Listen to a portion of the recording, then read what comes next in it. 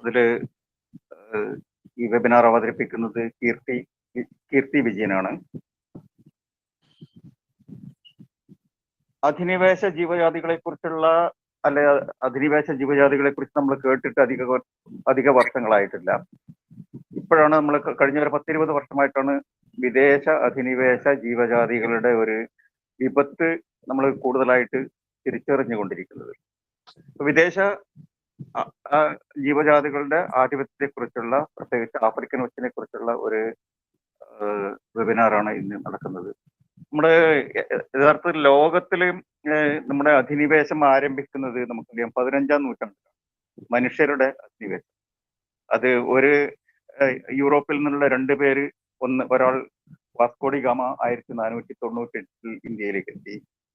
ഏതാണ്ട് അതിന് 5-6 വർഷം മുമ്പ് ക്രിസ്റ്റഫർ കൊളംബസ് അമേരിക്കയിലേക്ക് എത്തി, ഇന്ത്യ കണ്ടുപിടിക്കാൻ വേണ്ടി എന്ന രീതിയിൽ. അങ്ങനെയാണ് ലോകത്തില് മനുഷ്യരുടെ അല്ലെങ്കിൽ പ്രത്യേകിച്ച് ജൈവ വൈവിധ്യം തേടിയുള്ള അധിനിവേശത്തിന് തുടക്കം കുറിക്കുന്നത്. പിന്നീട് ആണ് നമുക്കറിയാം ഈ യൂറോപ്യൻ നാടുകളിലുള്ള പല രാജ്യങ്ങളും പോർച്ചുഗീസുകാരും ഡച്ചുകാരും ബ്രിട്ടീഷുകാരും ഒക്കെ കോളനിവൽക്കരിക്കുന്നത്, അല്ലെ കോളനികളാക്കി മാറ്റുന്നത് മറ്റ് നാടുകളിൽ. ആ കോളനികളിൽ നിന്ന് പിന്നീട് നമുക്കറിയാം കഴിഞ്ഞ നൂറ്റാണ്ടിന്റെ പകുതിയാകുമ്പോഴേക്കും ഇവർക്ക് ഈ കോളനി രൂപീകരിച്ച അല്ലെ കോളനിവൽക്കരിച്ച ബ്രിട്ടീഷ് അല്ലെങ്കിൽ യൂറോപ്യൻ ശക്തികൾക്ക് പിന്നീട് രാഷ്ട്രീയപരമായും മറ്റു പല കാരണങ്ങളാലും പിൻവലിയേണ്ടി വന്നു. അപ്പോൾ ലോകത്തിൽ മനുഷ്യരുടെ അധിനിവേശവും നമ്മൾ കണക്കിലെടുക്കേണ്ട ഒന്നാണ്. അത് നമ്മുടെ സാമ്രാജ്യത്വത്തിന്റെ അല്ലെങ്കിൽ ലോകത്തിലെ അധിനിവേശത്തിന്റെ ഒരു രാഷ്ട്രീയം നോക്കുന്ന സമയത്ത് അതിനും വളരെ പ്രാധാന്യമുണ്ട്. അതുപോലെ തന്നെ പ്രധാനപ്പെട്ടതാണ്, ഇതിനും രാഷ്ട്രീയ മാനങ്ങൾ ഉണ്ടെന്നാണ് ഞാൻ പറയുക, ഈ വിദേശ ജീവജാതികളുടെ അധിനിവേശം. IAS എന്നാണ് നമ്മൾ അതിനെ പറയാറുള്ളത്. അപ്പൊ അതിനെക്കുറിച്ചുള്ള ഒരു ക്ലാസ്സാണ് ഇന്ന് നടക്കുന്നത്. നമുക്കറിയാം മിക്കവാറും നമ്മുടെ പല വീടുകളിലും പ്രത്യേകിച്ച് മഴക്കാലത്ത് ആഫ്രിക്കൻ ഒച്ചുകളുടെ ശല്യം ഏറിയിട്ടുണ്ട്. അപ്പൊ അതിന്റെ കാര്യങ്ങളെ കുറിച്ച് പറയാനാണ് ഇന്നത്തെ ഈ ഒരു വെബിനാർ. ഈ വെബിനാറിലേക്ക് എല്ലാവരെയും സ്വാഗതം ചെയ്യുന്നു. അതോടൊപ്പം തന്നെ ഈ വെബിനാർ അവതരിപ്പിക്കുന്നതിന് കീർത്തി വിജയനെ സ്വാഗതം ചെയ്യുന്നു. കീർത്തിയെ കൂടുതലായിട്ട് പരിചയപ്പെടുത്തുന്നതിന് അരുൺ രാജിനെ ക്ഷണിക്കുന്നു. Thank you VC. ഇന്ന് നമുക്കിവിടെ അതിഥിയായിട്ട് കിട്ടിയിരിക്കുന്നത് ഡോക്ടർ കീർത്തി വിജയനാണ്. ഡോക്ടർ കീർത്തി വിജയൻ എന്ന് അറിയപ്പെടുന്ന ഒരു മോളിക്കുലാർ ബയോളജിസ്റ്റും ഇൻവേഷൻ എക്കോളജിസ്റ്റുമാണ്. Biotechnology, molecular phylogeography, wildlife, invasion biology എന്നീ ശാസ്ത്ര മേഖലകളിൽ 15 വർഷത്തോളം അധ്യാപക ഗവേഷണ പരിചയം ഡോക്ടർ കീർത്തിക്കുണ്ട്. കാലിക്കറ്റ് യൂണിവേഴ്സിറ്റിയിൽ നിന്ന് സുവോളജിയിൽ ബിരുദവും മഹാത്മാഗാന്ധി യൂണിവേഴ്സിറ്റിയിൽ നിന്ന് ബയോടെക്നോളജിയിൽ ബിരുദാനന്ദ ബിരുദവും കരസ്ഥമാക്കിയ ഡോക്ടർ കീർത്തി ഡെറാഡൂണിലെ ഫോറസ്റ്റ് റിസർച്ച് ഇൻസ്റ്റിറ്റ്യൂട്ടിൽ നിന്ന് ഫോറസ്ട്രിയിൽ PhD കരസ്ഥമാക്കി. മെയ്സി കോളേജിലും Kalasalingam academy of research and എഡ്യൂക്കേഷനിലും അസിസ്റ്റന്റ് പ്രൊഫസറായും KFRAയിൽ റിസർച്ച് ഫെല്ലോ ആയും സേവനമനുഷ്ഠിച്ചിട്ടുണ്ട്. മികച്ച PhD ഗവേഷണത്തിനുള്ള doctor KM Bhat memorial gold medal doctor Keerthi കരസ്ഥമാക്കിയിട്ടുണ്ട്. DNA-യും പ്രോട്ടീനും പഠന വിധേയമാക്കി അധിനിവേശ ഒച്ചുകളുടെ പരിണാമവും അധിനിവേശ വഴികളും പഠിക്കുകയാണ് കീർത്തി ചെയ്തിരിക്കുന്നത്. അധിനിവേശ ഒച്ചുകളിലൂടെ എങ്ങനെയാണ് രോഗകാരികളായ അണുക്കൾ വ്യാപിക്കുന്നു എന്ന ഗവേഷണം കീർത്തി നേതൃത്വം നൽകിക്കൊണ്ടിരിക്കുകയാണ്. ഒട്ടനവധി ഗവേഷണ പ്രബന്ധങ്ങൾ കീർത്തിയുടെ ആയി പ്രസിദ്ധീകരിക്കപ്പെട്ടിട്ടുണ്ട്. ഇപ്പോൾ കേരള കാർഷിക സർവകലാശാലയിലെ plan biotechnology and molecular biology വിഭാഗത്തിൽ KCSTE പോസ്റ്റ് ഡോക്ടർ ഫെല്ലോയായി പ്രവർത്തിക്കുന്ന കീർത്തിയെ ഈ വെബിനാറിലേക്ക് സുസ്വാഗതം ചെയ്യുന്നു. Thank you very much. ആദ്യമായിട്ട് തന്നെ ഇങ്ങനെ ഒരു വെബിനാറിലേക്ക് ഞാൻ ഇൻവൈറ്റ് ചെയ്തതിന് വർക്ക് വിത്ത് VC സാറിനോടും അതിന്റെ എല്ലാ മെമ്പേഴ്സിനോടും നന്ദി അറിയിക്കുകയാണ്. എവിടെയാണെങ്കിലും ആഫ്രിക്കൻ ഒച്ചുകളെ കുറിച്ച് സംസാരിക്കാനായിട്ടൊരു ക്ഷണം കിട്ടുകയാണെങ്കിൽ അവധി സംസാരിക്കാനായിട്ട് ശ്രമിക്കാറുണ്ട്. കാരണം നമ്മൾ ഏറ്റവും അധികം എന്താ പറയുക, ആൾക്കാരെ അതിലേക്ക് ബോധവൽക്കരിക്കുക എന്നുള്ളത് തന്നെയാണ് ആഫ്രിക്കൻ ഒച്ചുകളെ നമുക്ക് കൈകാര്യം ചെയ്യാനായിട്ടുള്ള ഏറ്റവും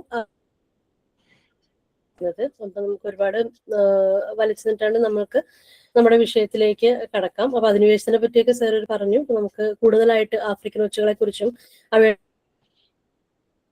കുറിച്ചും ഉണ്ടാക്കുന്ന പ്രശ്നങ്ങളെ കുറിച്ചും ഒക്കെ മനസ്സിലാക്കാനായിട്ട് ശ്രമിക്കാം. പരമാവധി മലയാളത്തിൽ തന്നെ ആയിരിക്കും. എൻ്റെ സ്ലൈഡ്സ് എല്ലാം ഞാൻ മലയാളത്തിൽ തന്നെയാണ് പ്രിപ്പയർ ചെയ്തിരിക്കുന്നത്. അപ്പം എങ്കിലും പ്രത്യേകിച്ച് ക്ലാരിഫിക്കേഷൻസ് വേണമെങ്കിൽ ഉണ്ടെങ്കിൽ ഞാൻ അവർക്ക് വേണ്ടിയിട്ട് I can talk to them in English also, so they can ask me if they need any clarification in between.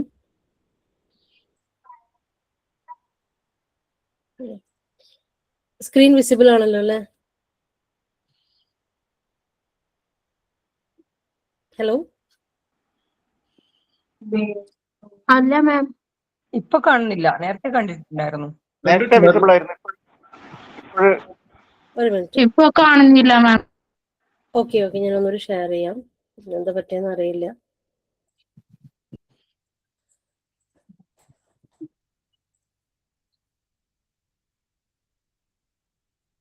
വന്നില്ലേ? ഓക്കെ ആണ്. ഫുൾ സ്ക്രീനിലേക്ക് ഇട്ടോളൂ. ഫുൾ സ്ക്രീനിലായില്ലേ ഇപ്പൊ? ഫുൾ സ്ക്രീനിലേക്ക് വരുന്ന സമയത്താണ് അത് സ്ക്രീൻ നഷ്ടപ്പെടുന്നുണ്ട്. അതെയോ? ഇപ്പം എന്താണ് പ്രശ്നം മനസ്സിലാവുന്നില്ല. എന്റെ സ്ക്രീൻ കൊടുക്കാവോ? ആ സ്ലൈഡ് മാത്രമല്ലാതെ എന്റെ സ്ക്രീൻ കൊടുത്തിട്ട് ചെയ്ത് നോക്കൂ. ഓക്കെ.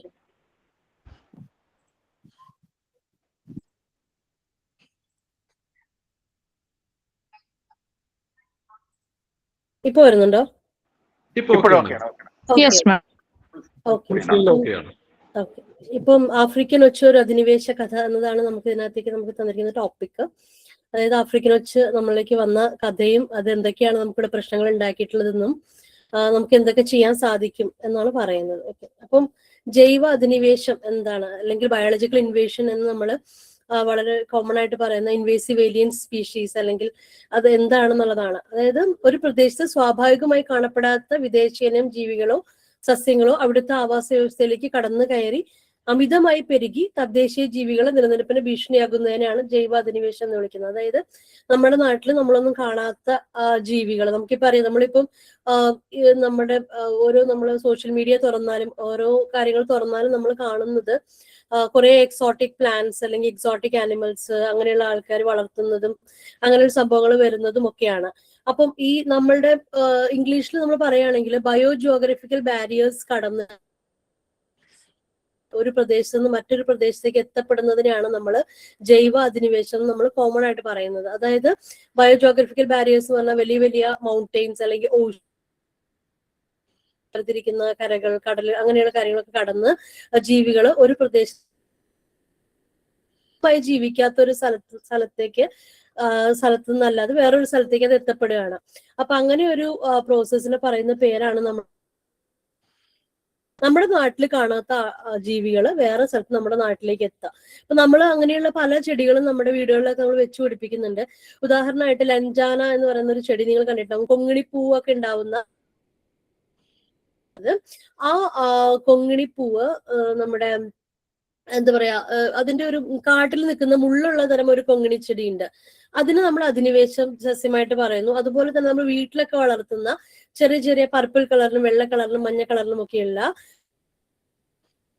നമ്മള് ഇൻവേസീവ് അല്ല എന്നും പറയപ്പെടുന്നുണ്ട്.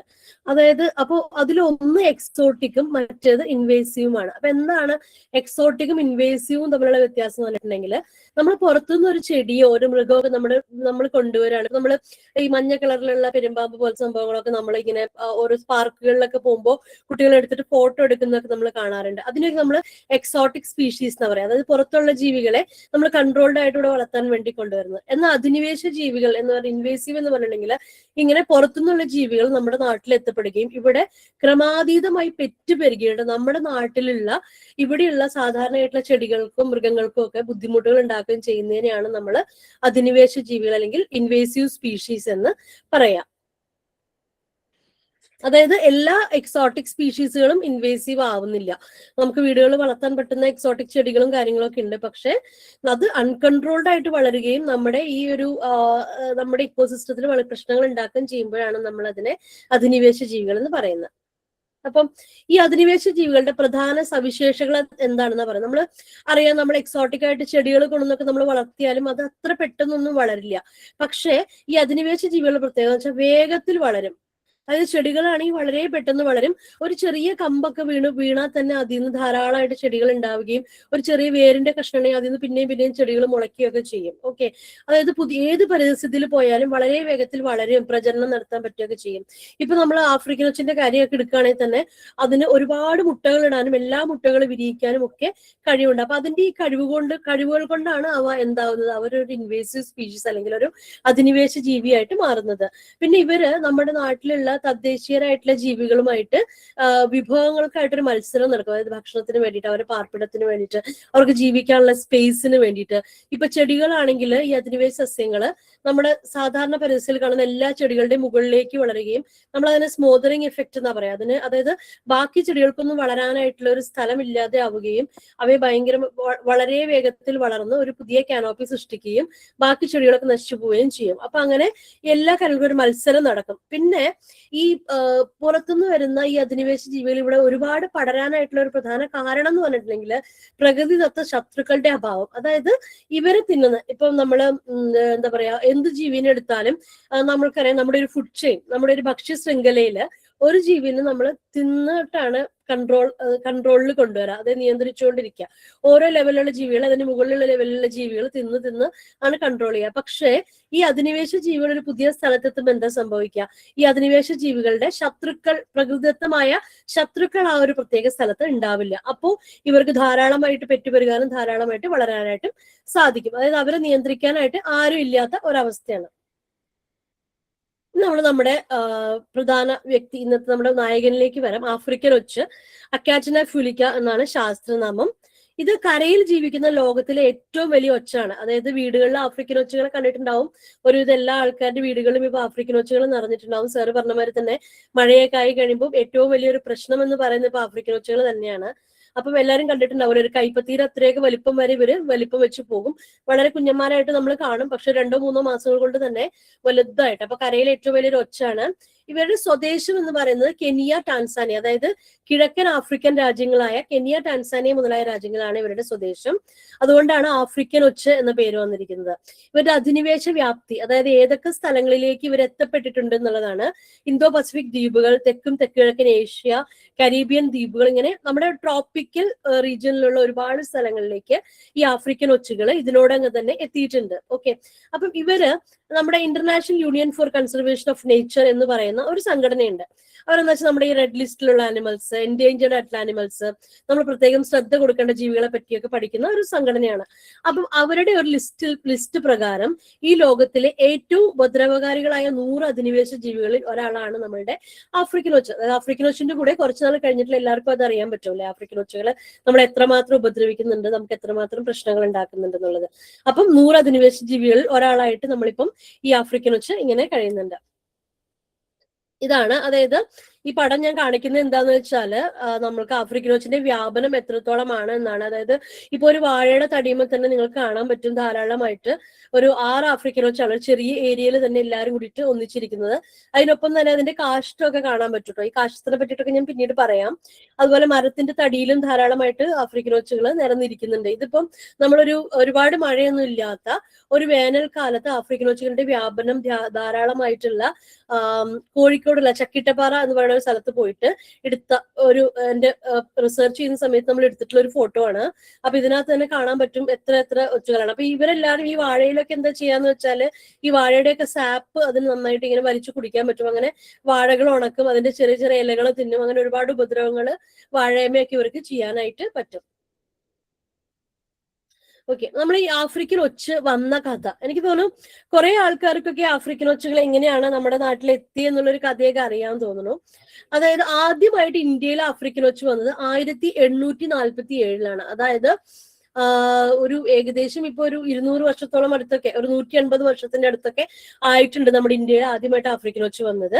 അത് മൗറീഷ്യസ് എന്ന് പറയുന്ന സ്ഥലത്ത് നിന്ന് ബെൻസൺ എന്ന് പറയുന്ന WH വില്യം ഹെൻറി ബെൻസൺ എന്ന് പറയുന്ന ഒരു ഒച്ചു ഗവേഷകനാണ് ഈ ആഫ്രിക്കൻ ഒച്ചുകളെ ഇന്ത്യയിലേക്ക് കൊണ്ടുവന്നത്. അത് അന്നൊക്കെ എന്ന് വെച്ചിട്ടുണ്ടെങ്കിൽ ഈ ആഫ്രിക്കൻ ഒച്ചുകളെ കണ്ടപ്പോൾ അന്നത്തെ കാലത്ത് ഇതൊരു അധിനിവേശ ജീവിയാണെന്നോ ഇത്രയധികം പ്രശ്നങ്ങൾ ഉണ്ടാക്കുന്നൊന്നും പുള്ളിക്ക് അറിയില്ലായിരുന്നു. അപ്പൊ പുള്ളിയുടെ ഒരു ഫ്രണ്ടിന് സമ്മാനമായിട്ട് കൊണ്ടുവന്നായിരുന്നു 2 ആഫ്രിക്കൻ ഒച്ചുകളെ. ഈ 2 ആഫ്രിക്കൻ ആഫ്രിക്കൻ ഒച്ചുകളെയും അദ്ദേഹം പുള്ളിയുടെ കൂട്ടുകാരന് കൊടുക്കുകയും കൂട്ടുകാരൻ ഈ പടത്തിൽ കാണുന്ന ചൗരംഗി ഗാർഡൻ എന്ന് പറയുന്ന ഒരു സ്ഥലമാണിത്. ഈ കൽക്കട്ടയിലുള്ള ഒരു സ്ഥലം. കൽക്കട്ടയിലെ ചൗരംഗി ഗാർഡനിൽ ഇവരെ വളരാനായിട്ട് വിടുകയും ചെയ്തു. ഈ ചൗരംഗി ഗാർഡനിൽ പിന്നീട് ഈ ആഫ്രിക്കൻ ഒച്ചുകള് വളരെയധികം പെരുകി ധാരാളം സ്ഥലങ്ങളിലേക്ക്, അതായത് വടക്കേ ഇന്ത്യയിൽ ഒരുപാട് സ്ഥലങ്ങളിലേക്ക് അത് എത്തപ്പെടുകയും ചെയ്തു. ഇവരുടെ യാത്രയെ പറ്റിയിട്ട് ഗോഡ്വിൻ ആസ്റ്റിൻ എന്ന് പറയുന്ന അന്നത്തെ മറ്റൊരു ഒച്ചു ഗവേഷകനാണ്. അദ്ദേഹം പറഞ്ഞ ഒരു കഥ എന്താന്ന് വെച്ചാല്, ഈ നോർത്തേൺ അതായത് ഈ കൽക്കട്ടയിൽ നിന്ന് മറ്റ് നോർത്തേൺ സംസ്ഥാനങ്ങളിലേക്ക് പോകുന്ന തീവണ്ടികളിൽ വരെ ആഫ്രിക്കൻ ഒച്ചുകൾ കയറി പോയിട്ടുണ്ടായിരുന്നാണ് പറയുന്നത്. അപ്പൊ ആ സമയത്ത് ഈ ആഫ്രിക്കൻ ഒച്ചുകൾ വടക്കേ ഇന്ത്യയിൽ ഒരുപാടായിട്ട് വ്യാപിച്ചു. പക്ഷേ ഈ ആഫ്രിക്കൻ ഒച്ചുകളെ ഡെറാഡൂണിൽ കൊണ്ടുപോയിട്ട് അവിടുത്തെ ഗാർഡനിൽ വളർത്താനായിട്ട് ഒരു ശ്രമം നടത്തി. പക്ഷെ ഈ ഡെറാഡൂണിൽ എന്ന് വെച്ചാൽ ഭയങ്കര തണുപ്പാണ്, നമുക്കറിയാം, മഞ്ഞൊക്കെ പെയ്യുന്ന ഒരു സ്ഥലമാണ് ഡെറാഡൂൺ എന്ന് പറയുന്നത്. ഈസ്റ്റേൺ ഹിമാലയാസിലുള്ള ഒരു സ്ഥലമാണ്. അപ്പം അവിടെ കൊണ്ടുപോയിട്ട് വളർത്താൻ നോക്കി കഴിഞ്ഞപ്പോൾ എന്ത് സംഭവിച്ചു? ഈ ആഫ്രിക്കൻ ഒച്ചുകൾക്ക് അവിടെ വളരാനായിട്ട് സാധിച്ചില്ല. അപ്പൊ ഇങ്ങനെയാണ് നോർത്ത് ഇന്ത്യയിൽ വന്നത്.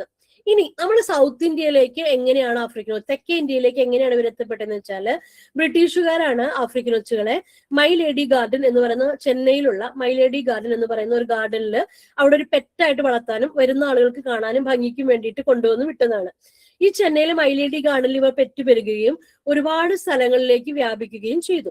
ഈ ചെന്നൈയിലെ തന്നെ കുറെ കോളേജുകളൊക്കെ അവരുടെ എക്സിബിഷൻസ് ഒക്കെ വരുമ്പോൾ ഈ ആഫ്രിക്കൻ ഒച്ചുകൾ ഇവിടെ നിന്ന് പിടിച്ചുകൊണ്ട് വരികയും അവിടെ തന്നെ ഉപേക്ഷിക്കുകയും അങ്ങനെയൊക്കെ ചെയ്ത് കോളേജുകളിലേക്കൊക്കെ ഇവ പടർന്നു. ഇങ്ങനെ ഇരിക്കുന്ന ഒരു സമയത്താണ് 1920 ചെന്നൈയിൽ ആദ്യമായിട്ട് വന്നത്. 1940 ഈ ചിദംബരം എന്ന് പറയുന്ന സ്ഥലം നമുക്കറിയാം, ചെന്നൈയിൽ നിന്ന് ഒരുപാട് ദൂരമൊന്നുമില്ല. അണ്ണാമല യൂണിവേഴ്സിറ്റിയില് നമ്മുടെ പാലക്കാട്ട് നിന്നുള്ള രാജകൃഷ്ണ മേനോൻ എന്ന് പറയുന്ന ഒരാള് ഒച്ചുകളിൽ ഗവേഷണം ചെയ്യാനായിട്ട് എത്തി. അദ്ദേഹത്തിന്റെ ഡിഗ്രി പഠിക്കുന്ന സമയത്ത് പുള്ളിയുടെ ഗവേഷണ വിഷയമായിരുന്നു ഈ ആഫ്രിക്കൻ ഒച്ചുകളുടെ പ്രജനനം, അവരുടെ പ്രത്യുൽപാദനം, ഇതിനെ പറ്റിയിട്ടൊക്കെയാണ് പുള്ളി പഠിച്ചിരുന്നത്. അപ്പം ഇദ്ദേഹം ആഫ്രിക്കൻ ഒച്ചുകളെ ചിദംബരത്തും പരിസരത്തും ഒക്കെ എടുത്ത് അവിടെ വെച്ച് വർക്ക് ചെയ്യാനായിട്ട് തുടങ്ങി. അങ്ങനെ ചെയ്തുകൊണ്ടിരിക്കുന്ന സമയത്ത് പുള്ളിക്ക് പെട്ടെന്ന് വീട്ടിലൊരു ആവശ്യം വരികയും പുള്ളി നാട്ടിലേക്ക് വരികയും ചെയ്തു. അപ്പൊ അദ്ദേഹത്തിന് ആ ഗവേഷണത്തിന് വളരെയധികം താല്പര്യം ഉള്ളത് കൊണ്ട് തന്നെ പുള്ളി വരുമ്പോൾ കൂടെ 2 ആഫ്രിക്കൻ ഒച്ചുകളെ കൊണ്ടുവരികയും ചെയ്തു. ഈ 2 ആഫ്രിക്കൻ ഒച്ചുകളെ പുള്ളി വന്ന് പുള്ളിയുടെ വീട്ടിലൊരു ഡ്രമ്മിലിട്ട് അടച്ചു വെക്കുകയാണ് ചെയ്തത്.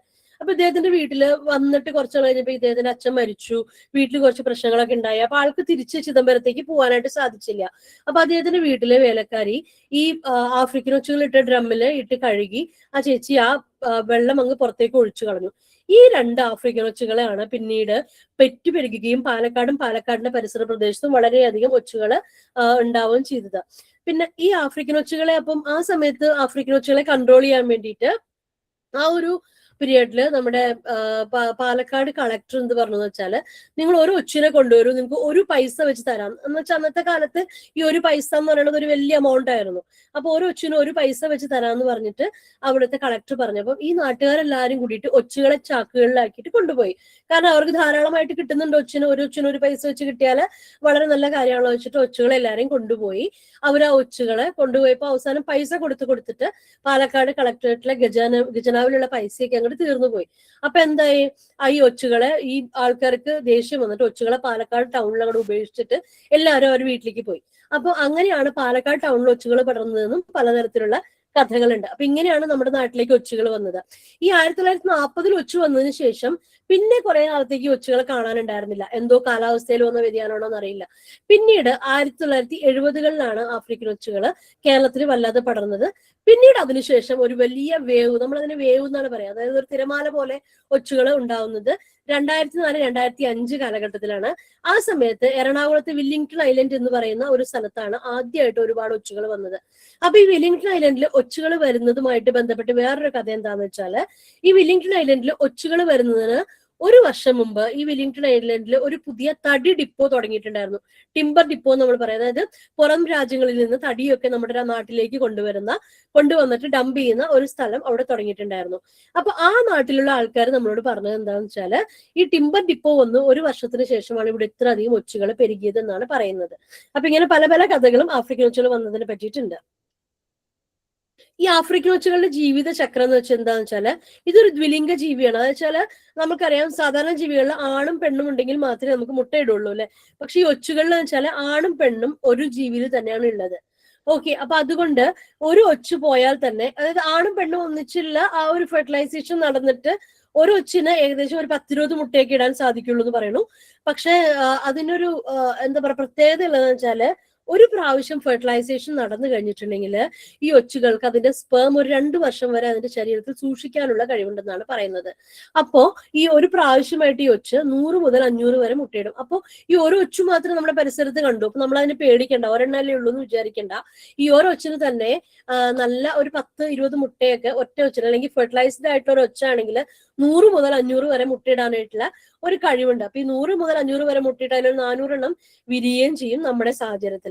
അപ്പൊ അതുകൊണ്ട് ഓരോ ഒച്ചിനെ മാത്രം കണ്ടതുകൊണ്ട് കൊല്ലാതിരിക്കരുത്, ഓരോ ഒച്ചിനെ കണ്ടാലും കൊന്നു കളയണം. കാരണം ഇവ പിന്നീട് ഒരു 6 മാസത്തിനുള്ളിൽ ഉറപ്പിച്ചോളൂ ഒരു 100 ഒച്ചായിട്ട് മാറും. ഓക്കെ, അപ്പൊ ഇവരുടെ ഈ മുട്ടകളാണ് നമ്മൾ ഈ ഉഴുന്നുമണികൾ പോലെ ഇതിനകത്ത് കാണുന്നത് ഈ ആഫ്രിക്കൻ ഒച്ചുകളുടെ മുട്ടകളാണ്. ഈ ആഫ്രിക്കൻ ഒച്ചുകളുടെ മുട്ടകൾ കണ്ടാലും നിങ്ങൾ അതിന്റെ മുകളിൽ ഉപ്പുവെള്ളം ഒഴിക്കുക അല്ലെങ്കിൽ കുറച്ച് കോപ്പർ സൾഫേറ്റ് തുരിച്ച് കലക്കി ഒഴിക്കുകയൊക്കെ ചെയ്തു കഴിഞ്ഞിട്ടുണ്ടെങ്കിൽ ഈ മുട്ടകൾ വിരിയില്ല. അപ്പൊ നിങ്ങളുടെ പരിസരത്ത് എവിടെയെങ്കിലും ഈ തരത്തിൽ ഉഴുന്നുമണി പോലെയുള്ള മുട്ടകൾ കണ്ടിട്ടുണ്ടെങ്കിൽ നോക്കണം കേട്ടോ. പിന്നെ ഉള്ളത് ഇത് കുഞ്ഞു ഒച്ചുകളാണ് രണ്ടാമത്തെ ഫോട്ടോയിലുള്ളത്. ചെറിയ ചെറിയ ഒച്ചുകൾ, അത് വളരെ ചെറുതായിരിക്കും. പിന്നീടാണ് 6 മാസം കൊണ്ടാണ് അവിടെ വളർന്ന് വലിയ ഒച്ചുകളായിട്ട് മാറുന്നത്.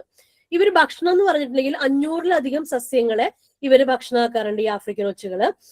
ഈ 500-ലധികം ചെടികൾ എന്ന് പറയുമ്പോൾ നമ്മുടെ ഇവിടെയുള്ള പപ്പായ, നമ്മൾ വീട്ടിൽ വെച്ച് പിടിപ്പിക്കുന്ന എല്ലാ സംഭവങ്ങളും, വാഴ, തമിഴ്നാട്ടിലെ ചില സ്ഥലങ്ങളിൽ പോയപ്പോൾ നെല്ലിന്റെ ചെടികളിൽ വരെ ആഫ്രിക്കൻ ഒച്ചുകളെ കണ്ടിട്ടുണ്ട്. ഞാൻ കേരളത്തിൽ ഇതുവരെ നെല്ലിൽ ആഫ്രിക്കൻ ഒച്ചിനെ കണ്ടിട്ടില്ല, പക്ഷെ തമിഴ്നാട്ടിലെ പാടത്തും നെല്ലിന്റെ സൈഡിലൊക്കെ ആഫ്രിക്കൻ ഒച്ചുകളെ കാണുന്നുണ്ടായി. പിന്നെ ഈ ആഫ്രിക്കൻ ഒച്ചുകളുടെ മറ്റൊരു പ്രത്യേകത എന്ന് വെച്ചാൽ സുഷുപ്തി നമ്മൾ പറയും, അതായത് ഹൈബർനേഷൻ എന്നാണ് നമ്മളെ മലയാളത്തിൽ ഇംഗ്ലീഷിൽ പറയാ. എന്ന് വെച്ചാൽ ഈ ആഫ്രിക്കൻ ഒച്ചുകൾക്ക് മഴയില്ലാത്ത ഒരു കാലഘട്ടം വരുമ്പോൾ നിങ്ങൾക്ക് ഈ ചിത്രത്തിൽ കാണാൻ പറ്റുന്നില്ലേ, അതിന്റെ ആ തുറക്കുന്ന ഭാഗത്ത് ഒരു കാൽഷ്യം കൊണ്ടുള്ള ഒരു ആവരണം അത് ഉണ്ടാക്കിയിട്ട് അതിനെ ഇങ്ങനെ എന്താ പറയാ അതിന്റെ എല്ലാ അതായത് നമ്മൾ മെറ്റബോളിക് ആക്ടിവിറ്റീസ് എന്ന് പറയും, അതായത് അതിന്റെ എന്താ പറയാ പ്രത്യുൽപാദനം, ഭക്ഷണം കഴിക്കൽ, ഇങ്ങനെയുള്ള എല്ലാ കാര്യങ്ങളും അത് നിർത്തി വെച്ചിട്ട് അതിന് ആ ഒരു ഇതിന്റെ ഉള്ളിൽ 1-2 വർഷം വരെയൊക്കെ സുഖമായിട്ട് ഇരിക്കാൻ കഴിയും. 1-2 അതായത് അല്ലെങ്കിൽ അടുത്ത ഒരു മഴ എപ്പോഴാണോ അതിന് കിട്ടുന്നത് അതുവരെ ഈ ഒച്ചുകള് ഈ ഒരു പാട പോലെയുള്ള ഒരു അടപ്പുണ്ടാക്കിയിട്ട് അതിനുള്ളിൽ സുഖമായിട്ട് മണ്ണിന്റെ അടിയിൽ പോയിട്ടിരിക്കും. അടുത്തൊരു വേനൽ മഴയോ അല്ലെങ്കിൽ അടുത്തൊരു നല്ല മഴയോ വരുന്ന സമയത്ത് ഈ പാട പൊട്ടിച്ചിട്ട് ഈ ഒച്ചുകൾ പുറത്തേക്ക് വരികയും അവരുടെ ഒരു സാധാരണ ജീവിതം നടത്തുകയും ചെയ്യും. അപ്പൊ നമ്മള് ഒരു വേനൽക്കാലം വരുന്ന സമയത്ത് നമ്മൾ വിചാരിക്കും ഒറ്റ ഒച്ചുകളില്ല, എല്ലാ ഒച്ചുകളും പോയല്ലോ, ഇനി രക്ഷപ്പെട്ടു, അടുത്ത മഴക്കാലത്ത് ഇവരുണ്ടാവില്ല എന്ന് വിചാരിക്കും. പക്ഷെ അങ്ങനെയല്ല, ഈ ഒച്ചുകൾ സുഷുപ്തിയിൽ പോകുന്നതാണ് ഇവര് അടുത്ത മഴക്കാലത്ത് ഉറപ്പായിട്ടും തിരിച്ചു വരും. അപ്പോ ഈ ഒച്ചുകളെ നമുക്ക് ഇല്ലാതാക്കാനായിട്ടുള്ള ഒരു നല്ല സമയം എന്ന് പറഞ്ഞിട്ടുണ്ടെങ്കിൽ എപ്പോഴും എന്താ പറയാ മണ്ണൊക്കെ ഇടയ്ക്ക് കിളച്ചു നോക്കുമ്പോൾ ഈ ഒച്ചുകളുടെ നമുക്ക് തോന്നും അവരുടെ ആ ഷെല്ല് മാത്രമാണ് കിടക്കണമെന്ന്. അല്ല, ഈ ഒച്ചുകളാണ് കിടക്കുന്നത്. അപ്പൊ അങ്ങനെ കിട്ടിക്കഴിഞ്ഞാൽ അതിന് തോടൊന്ന് പൊട്ടിച്ചിട്ട് കുറച്ച് ഉപ്പിട്ട് കൊടുക്കുക എന്തെങ്കിലും ചെയ്തു കഴിഞ്ഞാൽ നമുക്ക് അപ്പൊ തന്നെ ഒച്ചുകളെ നശിപ്പിക്കാനായിട്ടൊക്കെ പറ്റും. ഇത് നമ്മുടെ ആഫ്രിക്കൻ ഒച്ചുകളുടെ ലോകത്തിന്റെ വിവിധ ഭാഗങ്ങളിൽ അവരുടെ അധിനിവേശം നടത്തിയിട്ടുള്ള സ്ഥലങ്ങളിൽ കാണിക്കുന്ന ഒരു ഭൂപടമാണ്. നമ്മൾ വിചാരിക്കും നമ്മുടെ കേരളത്തിൽ മാത്രമേ ഈ ആഫ്രിക്കൻ ഒച്ചുകൾ ഉള്ളൂ എന്ന്. അല്ല, കേരളത്തിൽ മാത്രമല്ല, ലോകത്ത് ഒരുപാട് സ്ഥലങ്ങളുണ്ട്. അത് 52 രാജ്യങ്ങളിൽ ഇപ്പൊ ഇവരുടെ വ്യാപനം നടത്തുന്നത് പറയണം. അപ്പൊ നിങ്ങൾക്ക് ഇതിൽ കണ്ടാനായിട്ട് മനസ്സിലാവും നമ്മുടെ ഒരു ഭൂമധ്യരേഖയോട് തൊട്ടുകിടക്കുന്ന പ്രദേശങ്ങളിലാണ് ഈ ആഫ്രിക്കൻ ഒച്ചുകള് ഏറ്റവും കൂടുതലായിട്ടുള്ളത്. കാരണം എന്താ വെച്ചാൽ ഇവർക്ക് ഭയങ്കര എക്സ്ട്രീം ആയിട്ടുള്ള ചൂടോ എക്സ്ട്രീം ആയിട്ടുള്ള തണുപ്പോ ഇവർക്ക് അനുഭവിക്കാനായിട്ട് പറ്റില്ല. ഒരു മിതമായിട്ടുള്ള ചൂടും തണുപ്പും ഉള്ളത് ഈ ഭൂമധ്യരേഖയോട് ചേർന്നിട്ടുള്ള പ്രദേശങ്ങളിലാണ്. അതുകൊണ്ട് ഈ പ്രദേശങ്ങളിലൊക്കെ ഈ ആഫ്രിക്കൻ ഒച്ചുകളുടെ വ്യാപനമുണ്ട്. 52 രാജ്യങ്ങളുണ്ട്. നമ്മുടെ കേരളത്തിൽ മാത്രമല്ല 52 രാജ്യങ്ങളിൽ ആഫ്രിക്കൻ ഒച്ചുകളുണ്ട്. ഇതിൽ ഈ കറുപ്പ് നിറത്തിൽ കാണുന്ന പൊട്ടുകൾ കണ്ടോ, അത് മാത്രമാണ് അവരുടെ ഒരു സ്വാഭാവികമായിട്ട് അവരുടെ വീട് എന്ന് പറയുന്നത്. ബാക്കി എല്ലാവര് വിരുന്നു പോയിട്ടുള്ള സ്ഥലങ്ങളാണ്. വിരുന്നു പോയിട്ടുള്ള സ്ഥലങ്ങളിലെ വീട്ടുകാരെ അടുത്ത് ബക്കറ്റ് കയറി അവിടുത്തെ കാര്യങ്ങളൊക്കെ അടിച്ചു മാറ്റി അവിടെ ജീവിച്ചുകൊണ്ടിരിക്കുകയാണ് ഇപ്പൊ ഇവര്. ഈ ചുവന്ന നിറത്തിൽ കാണുന്നതൊക്കെ ഇവർ അധിനിവേശ ജീവികളായിട്ട് പോയിട്ടുള്ള സ്ഥലങ്ങളാണ് കേട്ടോ. മഞ്ഞ നിറത്തിൽ കാണുന്ന ഇവർ അധിനിവേശ ജീവികളാണോ അതോ അവരുടെ സ്വദേശമാണോ നമുക്ക് ഇനിയും തിരിച്ചറിയാൻ കഴിയാത്ത, മോളിക്കുലർ സ്റ്റഡീസ് നടത്തിയിട്ട് പോലും തിരിച്ചറിയാൻ കഴിയാത്ത സ്ഥലങ്ങളാണ് മഞ്ഞ നിറത്തിലുള്ളത്. ഇതിനകത്ത് ഇത് ഒച്ചുകൾ ലോകത്തില് പല സ്ഥലങ്ങളിലേക്ക് പോയിട്ടുള്ള വർഷങ്ങൾ കാണിക്കുന്ന ഒരു ഭൂപടമാണ്. അതിൽ നമുക്ക് കാണാൻ പറ്റും ഇന്ത്യയുടെ ഭാഗത്ത് 1847 കൽക്കട്ടയിൽ വന്നതായിട്ട്. വളരെ ചെറുതായിരിക്കും, കാണാനായിട്ട് ബുദ്ധിമുട്ടാവുമെന്ന് അറിയില്ല. 1847 ഇന്ത്യയിലേക്ക് വന്നതായിട്ട് കാണാം. അതായത് ഇവരുടെ സ്വദേശമായ ഈസ്റ്റേൺ ആഫ്രിക്കയിൽ നിന്ന് ഒരു 1800-ലൊക്കെ ഇവർ പുറപ്പെട്ടിട്ടുണ്ട്. 1800 പുറപ്പെട്ടിട്ട് അവർ 1800 മൗറീഷ്യസിൽ എത്തിയിട്ടുണ്ട്. അവിടെ നിന്ന് നമ്മുടെ ഇന്ത്യയിലേക്ക് എത്തിയിട്ടുണ്ട്. 1920 കേരളത്തിലേക്ക്, നമ്മുടെ സൗത്ത് ഇന്ത്യയിലേക്ക് എത്തിയിട്ടുണ്ട്. അതിൽ അമേരിക്കയിലേക്ക് 1968 എത്തിയിട്ടുണ്ട്. അങ്ങനെ ലോകത്തിന്റെ പല പല ഭാഗങ്ങളിലേക്ക് ഇവരൊക്കെ ഏതൊക്കെ വർഷങ്ങളിലേക്കാണ് പോയിരിക്കുന്നത് എന്ന് കാണിക്കുന്ന ഒരു ഭൂപടമാണിത്. ഓക്കെ, ഇത് നമ്മുടെ ഇന്ത്യയിലെ ആഫ്രിക്കൻ ഒച്ചിന്റെ വ്യാപനം സൂചിപ്പിക്കുന്ന ഒരു ഭൂപടമാണ്. ഇതിൽ മാർക്ക് ചെയ്ത കുറച്ച് സ്ഥലങ്ങളും കൂടി ഉണ്ട്. പക്ഷെ നിങ്ങൾക്ക് ഇതിനകത്ത് കാണാൻ പറ്റും അധികവും നമ്മുടെ സദേൺ ഇന്ത്യ, നമ്മുടെ അതായത് തെക്കൻ ഇന്ത്യയിലാണ് ഈ ആഫ്രിക്കൻ ഒച്ചുകൾ അധികമായിട്ട് കാണുന്നത്. അപ്പൊ ഇതിന്റെ ഒരു കാരണം ഞാൻ നേരത്തെ പറഞ്ഞതുപോലെ തന്നെ എന്തായിരുന്നു, നമ്മളുടെ അതായത് ഭൂമധ്യരേഖയോട് ചേർന്ന് കിടക്കുന്ന പ്രദേശങ്ങളിൽ നമുക്കൊരു മിതമായ ചൂട് മിതമായ തണുപ്പൊക്കെയുള്ള ഒരു പ്രദേശം. നമുക്കറിയാം നോർത്ത് ഇന്ത്യയിലേക്ക് നമ്മൾ പോയി കഴിഞ്ഞിട്ടുണ്ടെങ്കിൽ ചൂടുകാലമൊക്കെ ആയി കഴിയുമ്പോൾ എക്സ്ട്രീം ആയിട്ട് ഒരുപാട് ചൂടും ഉണ്ടാവും, തണുപ്പ് കാലം ആകുമ്പോൾ ഭയങ്കരമായിട്ടുള്ള തണുപ്പും ഉണ്ടാവും. പക്ഷെ നമ്മുടെ സൗത്ത് ഇന്ത്യയിലാണ് നമുക്ക് മിതമായിട്ടുള്ള ചൂട് മിതമായിട്ടുള്ള തണുപ്പ്, ആവശ്യത്തിന് മഴ ഇങ്ങനെയൊക്കെ കിട്ടുന്ന സ്ഥലങ്ങൾ. അപ്പൊ അതുകൊണ്ടായിരിക്കണം ആഫ്രിക്കൻ ഒച്ചുകൾ നമ്മളുടെ ഒരു സർവേ പ്രകാരം ഏറ്റവും അധികം ഉള്ളത് നമ്മുടെ സദേൺ ഇന്ത്യയിലാണ്. പിന്നെ നമ്മുടെ നോർത്ത് ഈസ്റ്റ് ഭാഗങ്ങളിലൊക്കെ ആഫ്രിക്കൻ ഒച്ചുകൾ ധാരാളം ഉണ്ട്. നോർത്ത് ഈസ്റ്റ് വെച്ച് നമ്മുടെ ആസാമിലൊക്കെ ഉണ്ട്. അതിന്റെയൊക്കെ പഠനങ്ങൾ ഇപ്പം നമ്മൾ ചെയ്തുകൊണ്ട് ഇരിക്കുന്നതേ ഉള്ളൂ.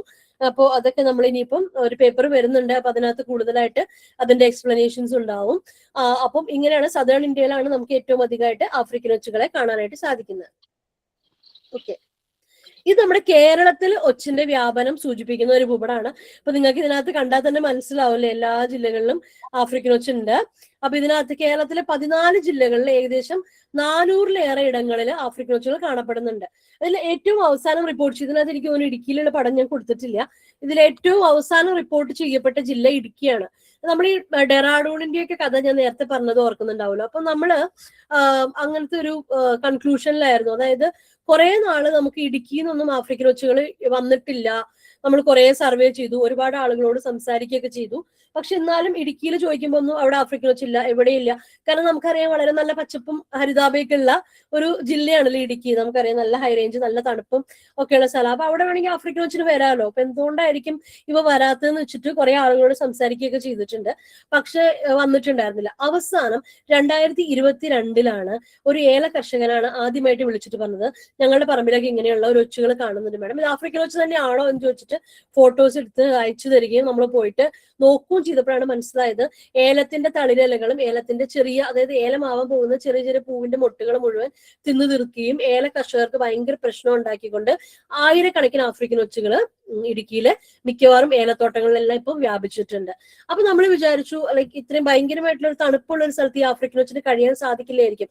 കാരണം നമ്മൾ പറഞ്ഞില്ലേ ഡെറാഡൂണിലൊക്കെ ആഫ്രിക്കൻ ഒച്ചുകൾ കണ്ടില്ല.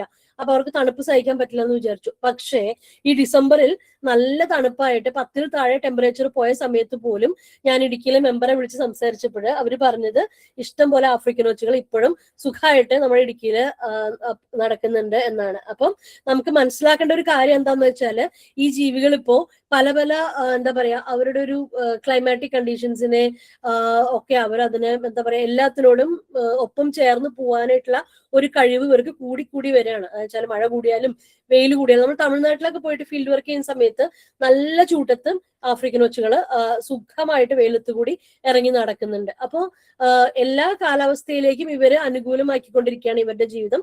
അപ്പൊ അതുകൊണ്ട് നമ്മൾ ആഫ്രിക്കൻ ഒച്ചുകളെ വളരെയധികം സൂക്ഷിക്കേണ്ടതുണ്ട്. ഇത് നമ്മൾ ഒരു മോഡലിംഗ് വെച്ചിട്ട് ചെയ്തിട്ട് ആഫ്രിക്കൻ ഒച്ചുകൾ ഇപ്പോൾ ഉള്ളതും ഇനി വരാൻ സാധ്യതയുള്ള സ്ഥലങ്ങളെ സൂചിപ്പിക്കുന്ന ഭൂപടമാണ്. നമ്മൾ കുറച്ചു നാൾ മുമ്പ് ചെയ്ത ഒരു മാപ്പാണ്. പക്ഷെ ഇതിനകത്ത് കണ്ടിട്ടുള്ള എല്ലാ സ്ഥലങ്ങളിലേക്കും ഇപ്പൊ ആഫ്രിക്കൻ ഒച്ചുകൾ വ്യാപിച്ചിട്ടുണ്ട്.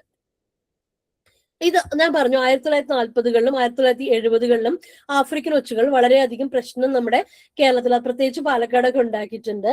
അപ്പം ഈ ആഫ്രിക്കൻ ഒച്ചുകളുടെ അധിനിവേശത്തിനെ പറ്റിയിട്ട് പല പല പത്രങ്ങളിൽ വന്നിട്ടുള്ള വാർത്തകളാണ് ഇതൊക്കെ. അതായത് ഇതിനകത്ത് കണ്ടാൽ നമുക്ക് മനസ്സിലാവും ആഫ്രിക്കൻ ഒച്ച് കാർഷിക വിളകൾക്ക് ഭീഷണി. പക്ഷേ ആഫ്രിക്കൻ ഒച്ച് പാലക്കാട് ഒരു ആഫ്രിക്കൻ നുഴഞ്ഞു കയറ്റം, അതായത് ആദ്യമായിട്ട് ആഫ്രിക്കൻ ഒച്ച് വന്നതിനെ പറ്റിയിട്ട് അന്ന് വന്നൊരു റിപ്പോർട്ടാണ് പാലക്കാട് ഒരു ആഫ്രിക്കൻ നുഴഞ്ഞു കയറ്റം. ഇതിനകത്ത് ഒച്ചു ശല്യം ഖജാനയ്ക്കും എന്ന് പറയുന്നുണ്ട്. അതിനകത്താണ് ഈ ആൾക്കാര് ഒച്ചുകളെ പിടിച്ചുകൊണ്ട് പോവുകയും പൈസയ്ക്ക് വേണ്ടി പോവുകയും അവസാനം അവിടെ പോയിട്ട് എന്താ പറയാ ആഫ്രിക്കൻ ഒച്ച് പൈസ കൊടുക്കാനില്ലാണ്ടാവുമ്പോ അവർ ആഫ്രിക്കൻ ഒച്ചിന് അവിടെ കളഞ്ഞിട്ട് വരികയൊക്കെ ചെയ്തു. അപ്പൊ അതാണ് ആ ഒച്ചു ശല്യം ഖജാനയ്ക്കും എന്ന് പറയുന്ന ആ ഒരു പെർട്ടിക്കുലർ ന്യൂസ്. ഇങ്ങനെ ഒരുപാട് പത്രങ്ങളിൽ നിങ്ങൾ വാർത്തകൾ കാണുന്നുണ്ടാവും. ഓക്കെ, സോ ഈ ആഫ്രിക്കൻ ഒച്ചുകൾ മൂലം ഉണ്ടാവുന്ന പ്രശ്നങ്ങൾ എന്താണ്?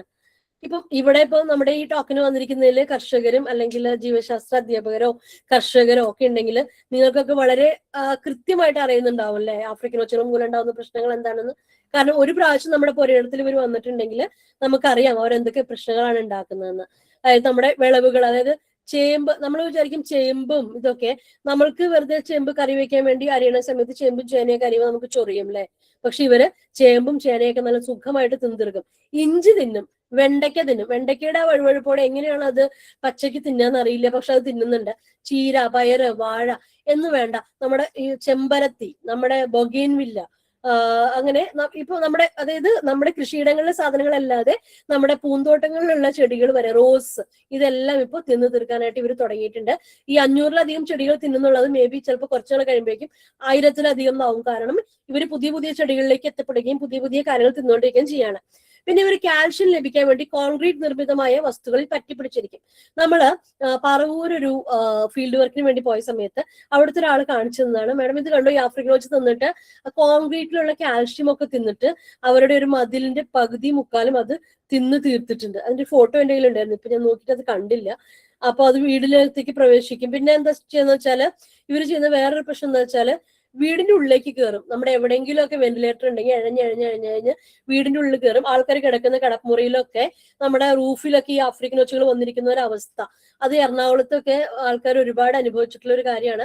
പിന്നെ നമ്മുടെ പൈപ്പുകൾ ഉണ്ടല്ലോ, നമ്മുടെ വെള്ളം പോകുന്ന പൈപ്പുകളുടെ ഉള്ളിലൊക്കെ കയറിയിട്ട് ഇരിക്കും.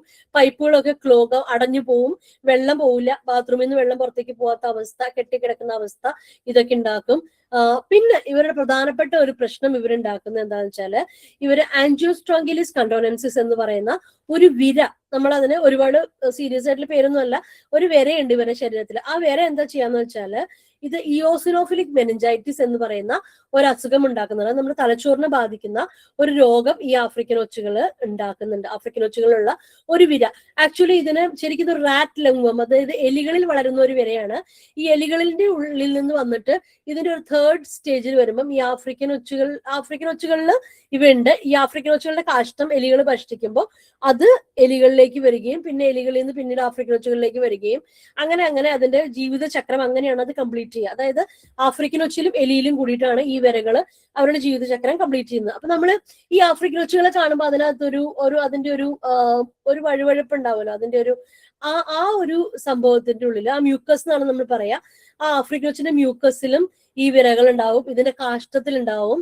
അപ്പൊ നമ്മള് കുട്ടികളൊക്കെ വീടിനുള്ളിൽ കളിച്ചുകൊണ്ടിരിക്കുക അല്ലെങ്കിൽ പുറത്ത് കളിക്കുന്ന സമയത്ത് ഈ ആഫ്രിക്കൻ ഒച്ചുകളെ തൊടുകയോ അവയുടെ ഈ കാഷ്ടത്തിലൊക്കെ കൈ സ്പർശിക്കുകയോ ചെയ്തു കഴിഞ്ഞാൽ അവര് കൈ കഴുകാനൊന്നും മെനക്കെടില്ല. അവർ ആ കൈ വെച്ച് തന്നെ എന്ത് ചെയ്യും, വായിലേക്ക് കഴിക്കും, വായിൽ കൈവയ്ക്കുകയൊക്കെ ചെയ്യും. അപ്പോ ഈ വിരകൾ ശരീരത്തിൽ പോവുകയും കുട്ടികൾക്ക് ഈ മെനഞ്ചൈറ്റിസ് ഉണ്ടാവുകയും ചെയ്യും. നമ്മുടെ എറണാകുളത്ത് അമൃത ഹോസ്പിറ്റലും ആസ്റ്റർ ഹോസ്പിറ്റലും ഒക്കെ ഡോക്ടേഴ്സ് ഇതിനെ പറ്റിയിട്ട് കുറെ സ്റ്റഡീസ് ചെയ്തിട്ടുണ്ട്.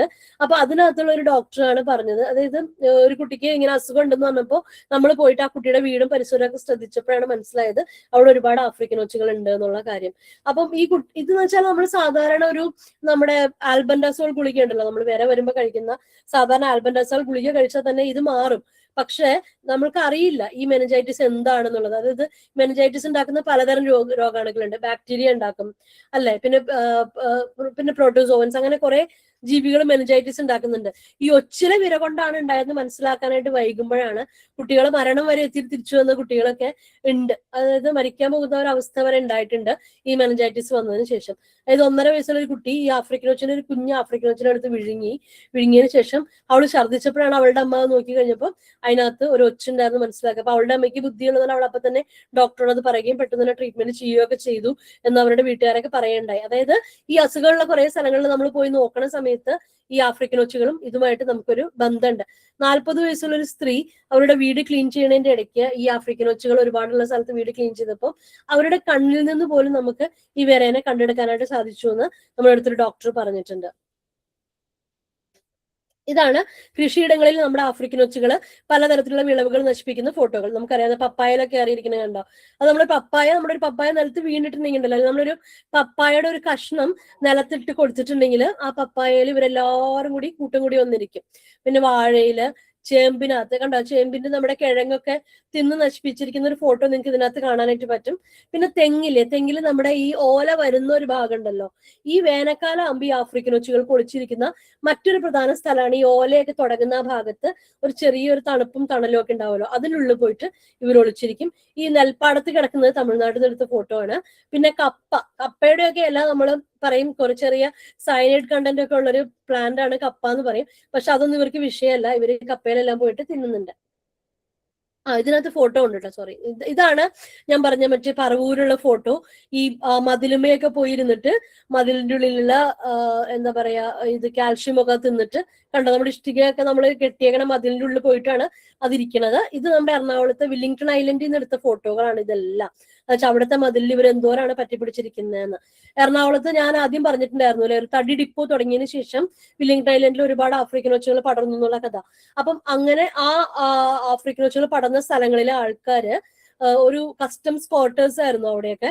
അവിടുത്തെ ആൾക്കാർ ആ ക്വാർട്ടേഴ്സ് ഒക്കെ ഒഴിഞ്ഞു പോയിട്ടുണ്ട് ഇവരെ ശല്യം സഹിക്കാൻ പറ്റാണ്ട്. ഇതിപ്പം അവരുടെ ഈ പൈപ്പുകളിലൊക്കെ കയറിയിട്ട് അവർ തടസ്സം ഉണ്ടാക്കുന്നു പറഞ്ഞില്ലേ, ഈ പൈപ്പുകളിലൊക്കെ ഉള്ള ആഫ്രിക്കൻ ഒച്ചുകൾ കയറുന്നതിന്റെ ഫോട്ടോകളും പൈപ്പുകളിൽ എടുത്തിരിക്കുന്ന ഫോട്ടോകളും ഒക്കെയാണ് നമ്മളിപ്പോ ഈ എടുത്തിരിക്കുന്നത്. ഇതുപോലെ തന്നെ ഭയങ്കര തമാശയുള്ള കാര്യം കോന്നിയിൽ ഉണ്ടായിട്ടുണ്ട്. എന്നുവെച്ചാൽ കോന്നിയിൽ ഇപ്പൊ നിങ്ങൾക്ക് അറിയാലോ, ഈ പോസ്റ്ററിൽ ആഫ്രിക്കൻ വെച്ചിരിക്കുന്ന ഫോട്ടോ നിങ്ങൾ കണ്ടിട്ടുണ്ടാവുമല്ലോ. ഇതുപോലെ തന്നെ ഒരു സംഭവം കോന്നിയിലുണ്ടായി. അതായത് ഈ ഇലക്ഷന്റെ സമയത്ത് രാഷ്ട്രീയക്കാര് ഫ്ലക്സുകൾ വെക്കുമല്ലോ, പോസ്റ്ററുകൾ ഒട്ടിക്കുമല്ലോ. ഈ പോസ്റ്റർ ഒട്ടിച്ചത് ഒരു ദിവസം പിറ്റേ ദിവസം രാവിലെ നോക്കിയപ്പോൾ ഒരു പാർട്ടിക്കാർ ഒട്ടിച്ച പോസ്റ്റർ കാണുന്നില്ല, ഫുള്ളും കാണുന്നില്ല, ആ ചുമരില്ലേ ഇല്ല. അപ്പൊ ഇവര് വിചാരിച്ചു എതിർ പാർട്ടിക്കാർ ഇതിന് എടുത്തിട്ടുണ്ടാവും, കളഞ്ഞിട്ടുണ്ടാവും എന്ന് വിചാരിച്ചിട്ട് ഇവര് ഭയങ്കര അടിപിടിയും ഭയങ്കര വാക്കുതർക്കവും കാര്യങ്ങളൊക്കെ ഉണ്ടായി. അവസാനമാണ് അവർ മനസ്സിലാക്കിയത് എതിർ പാർട്ടിക്കാരല്ലാതെ തിന്നിരിക്കുന്നത് ഇത് ആഫ്രിക്കൻ ഒച്ചുകളാണെന്ന്. കാരണം ഈ പോസ്റ്റർ ഒട്ടിക്കാൻ വേണ്ടിയിട്ട് നമ്മൾ മൈദയൊക്കെ വെച്ചുണ്ടാക്കൂലേ, ഈ മൈദയൊക്കെ ഈ ആഫ്രിക്കൻ ഒച്ചുകളെ പിടിക്കാനായിട്ട് പ്രധാനമായിട്ടും കെണിയായിട്ട് നമുക്ക് ഉണ്ടാക്കാൻ പറ്റുന്ന ഒരു സാധനമാണ്. അപ്പൊ ഈ മൈദ തിന്നാൻ വേണ്ടിയിട്ട് ആശാൻ പോയിട്ട് ആ പോസ്റ്റർ തിന്നു തീർക്കാണ് ചെയ്തത്. ഇത് കണ്ടോ, ഇതാണ് ഞാൻ നേരത്തെ പറഞ്ഞത് മനുഷ്യരിൽ യോസനോഫിലിക് മെനിഞ്ചൈറ്റിസ് എന്ന രോഗം വരുത്തുന്നുണ്ടെന്ന്. അതായത് ഒച്ചുകളിലും എലികളിലുമാണ് ഈ വിര വളരുന്നത്. ഈ വിര പിന്നീട് നമ്മുടെ ശരീരത്തിൽ എത്തുമ്പോഴാണ് നമുക്ക് ഈ അസുഖം ഉണ്ടാവുന്നത് കേട്ടോ.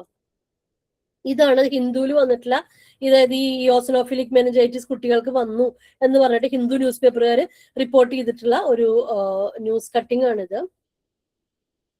ഇത് കണ്ടോ, ഇതൊക്കെ ആ പേപ്പർ ഞാൻ പറഞ്ഞില്ല, എറണാകുളത്ത് അമൃതയിൽ മാസ്റ്ററിലൊക്കെ ഉള്ള ഡോക്ടേഴ്സ് പബ്ലിഷ് ചെയ്തിട്ടുള്ള പേപ്പേഴ്സ് ആണ്. വേം, അതായത് ഓക്യുലർ വേം കണ്ടോ, ഒരു സ്ത്രീയിൽ നിന്ന് വന്നതും അതുപോലത്തെ യോസനോഫിലിക് മെനിഞ്ചൈറ്റിസും ഒക്കെ കണ്ടുപിടിച്ചതിന്റെ കഥകളൊക്കെ വന്നിട്ടുള്ള പേപ്പറുകളാണ് കേട്ടോ. ഓക്കെ, ഇതാണ് ഞാൻ ആഫ്രിക്കൻ ഒച്ചുകളെ അന്വേഷിച്ചിട്ട് കേരളത്തിലും തമിഴ്നാട്ടിലും ഒക്കെ നടത്തിയിട്ടുള്ള യാത്രകളാണ്. അതിനകത്ത് നമ്മൾ കുറെ സ്ഥലങ്ങളിൽ നമ്മൾക്ക് ഈ ആഫ്രിക്കൻ ഒച്ചുകളെ നിയന്ത്രിക്കാനായിട്ടുള്ള ഏറ്റവും പ്രധാനപ്പെട്ട ഒരു മാർഗം എന്ന് ഞാൻ പറയുകയാണെങ്കിൽ ജനങ്ങളെ ബോധവൽക്കരിക്കുക എന്നുള്ളത് തന്നെയാണ്. കാരണം എന്താ വെച്ചാല് ആൾക്കാർക്ക് ഈ ഒച്ചുകൾ ഇത്ര പ്രശ്നക്കാരാണെന്നും, ഇപ്പം ഈ ഒരു ക്ലാസ്സിൽ ഇപ്പൊ ഇവിടെ ഈ ടോക്കിൽ ഇരിക്കുന്ന ആൾക്കാര് കുറച്ചുപേരെങ്കിലും നിങ്ങളുടെ നാട്ടുകാരോടും പോയിട്ട് അല്ലെങ്കിൽ അടുത്തുള്ള ആൾക്കാരോട് പറയുമായിരിക്കുമല്ലേ ഈ ആഫ്രിക്കൻ ഒച്ചുകൾ ഭയങ്കര പ്രശ്നങ്ങൾ ഉണ്ടാക്കുന്ന ആൾക്കാരാണ്, നമുക്കിതിനെ എങ്ങനെയാണ് കൺട്രോൾ ചെയ്യണമെന്ന്. അപ്പൊ നമ്മൾ ജനങ്ങളെ ബോധവൽക്കരിക്കുക, ജനങ്ങൾക്ക് അവയർനെസ് ക്ലാസ് കൊടുക്കുക എന്നുള്ളതാണ് ഏറ്റവും പ്രധാനപ്പെട്ട ആയിട്ടുള്ള ഒരു കാര്യം ആഫ്രിക്കൻ ഒച്ചുകളെ നമുക്ക് നിയന്ത്രിക്കാനായിട്ടുള്ളത്. ഇപ്പൊ നമ്മൾ ആഫ്രിക്കൻ ഒച്ചുകളുടെ വ്യാപനത്തിന്റെ വഴികളാണ്. ഇതില് നിങ്ങൾക്ക് ഈ മുകളിലുള്ള ഫോട്ടോയിൽ കാണുന്നില്ലേ, അതാണ് നമ്മൾ വില്ലിംഗ്ടൺ ഐലൻഡ്, എറണാകുളത്ത് വില്ലിംഗ്ടൺ ഐലൻഡിലുള്ള തടി ഡിപ്പോ എന്ന് പറയുന്നത്. അപ്പൊ ആ തടി ഡിപ്പോയിൽ തടിന്റെ അടിയിലൊക്കെ ആഫ്രിക്കൻ ഒച്ചുകൾ കിടക്കുന്ന ഫോട്ടോകളാണ് ഇത്. പിന്നെ ഈ ഇടതുവശത്തുള്ളത് വലിയ തുറയിലുള്ള ഒരു സീവേജ് ഫാം ആണ്. സീവേജ് ഫാം എന്ന് വെച്ചിട്ടുണ്ടെങ്കിൽ നമ്മൾ ഈ വലിയ തുറയിൽ ഈ മാലിന്യമൊക്കെ വെച്ചിട്ട് തീറ്റപ്പുല്ല് ഉണ്ടാക്കുന്ന ഒരു ഫാം ഗവൺമെന്റ് ഉണ്ടാക്കിയിട്ടുണ്ടായിരുന്നു. ഈ സീവേജ് ഫാമില് ലക്ഷക്കണക്കിന് ആഫ്രിക്കൻ ഒച്ചുകൾ പെറ്റുപെരുകി. ഈ സീവേജ് ഫാമിൽ നിന്ന് ഈ തീറ്റപ്പുല്ല് തിരുവനന്തപുരത്തിന്റെ ഒരുപാട് ഭാഗങ്ങളിലേക്ക് കൊണ്ടുപോയി. അങ്ങനെ തിരുവനന്തപുരത്ത് ഈ ആഫ്രിക്കൻ ഒച്ച് ഒരുപാട് സ്ഥലങ്ങളിലേക്ക് എത്തിയിട്ടുണ്ട്. പിന്നെ നിങ്ങൾക്ക് ഇതിനകത്ത് പിന്നെ കാണുന്ന രണ്ട് ഫോട്ടോകള്, ഒന്ന് ആഫ്രിക്കൻ ഒച്ച് ഒരു ബൈക്കിൽ കയറിയിരിക്കുന്ന ഒരു ഫോട്ടോയും രണ്ടാമത്തത് ഒരു കാറിൽ പറ്റി പിടിച്ചിരിക്കുന്ന ഒരു ഫോട്ടോയുമാണ്. കണ്ടോ, അപ്പൊ നമ്മളിപ്പോ ഒരു സ്ഥലത്ത് കൊണ്ടുപോയി നമ്മുടെ വണ്ടി, അതായത് ആഫ്രിക്കൻ ഒച്ചുള്ള ഒരു സ്ഥലത്ത് നമ്മൾ കൊണ്ടുപോയി നമ്മുടെ വണ്ടി നിർത്തിയിട്ടുണ്ടെങ്കിൽ നമുക്ക് അറിയില്ല അല്ലെ നമ്മുടെ വണ്ടിയിൽ ഇപ്പൊ അവൻ കയറി ഇരിപ്പുണ്ടോ. ഇപ്പൊ ഈ കാറിനകത്ത് കയറിയിരിക്കുന്ന പോലെ അവൻ കയറി നമുക്ക് അറിയത്തില്ല അവൻ കയറിയിട്ടുണ്ടോ ഇല്ലയോ എന്നുള്ളത്. അപ്പൊ നമ്മൾ വണ്ടി എടുത്ത് പോകും, നമ്മൾ വണ്ടി തിരിച്ച് നമ്മുടെ വീട്ടിൽ എവിടെയും കൊണ്ട് നിർത്തുമ്പോൾ ഇവൻ ഇറങ്ങിപ്പോവും. ആ സ്ഥലത്ത് അവൻ പുതിയ കോളനി ഉണ്ടാക്കി താമസം തുടങ്ങുകയും ചെയ്യും. ഓക്കെ, പിന്നെ നമ്മളൊരു സ്ഥലത്ത് നിന്ന് വളം, മണ്ണ് ഇതൊക്കെ കൊണ്ടുപോകുമ്പോ ആഫ്രിക്കൻ ഒച്ചുകള് അതിനകത്ത് പടരാനായിട്ടുള്ള സാധ്യതയുണ്ട്. നമ്മുടെ വളത്തിലൊക്കെ ആഫ്രിക്കൻ ഒച്ചുകളുടെ മുട്ട ഉണ്ടെങ്കിൽ നമുക്ക് അറിയില്ല.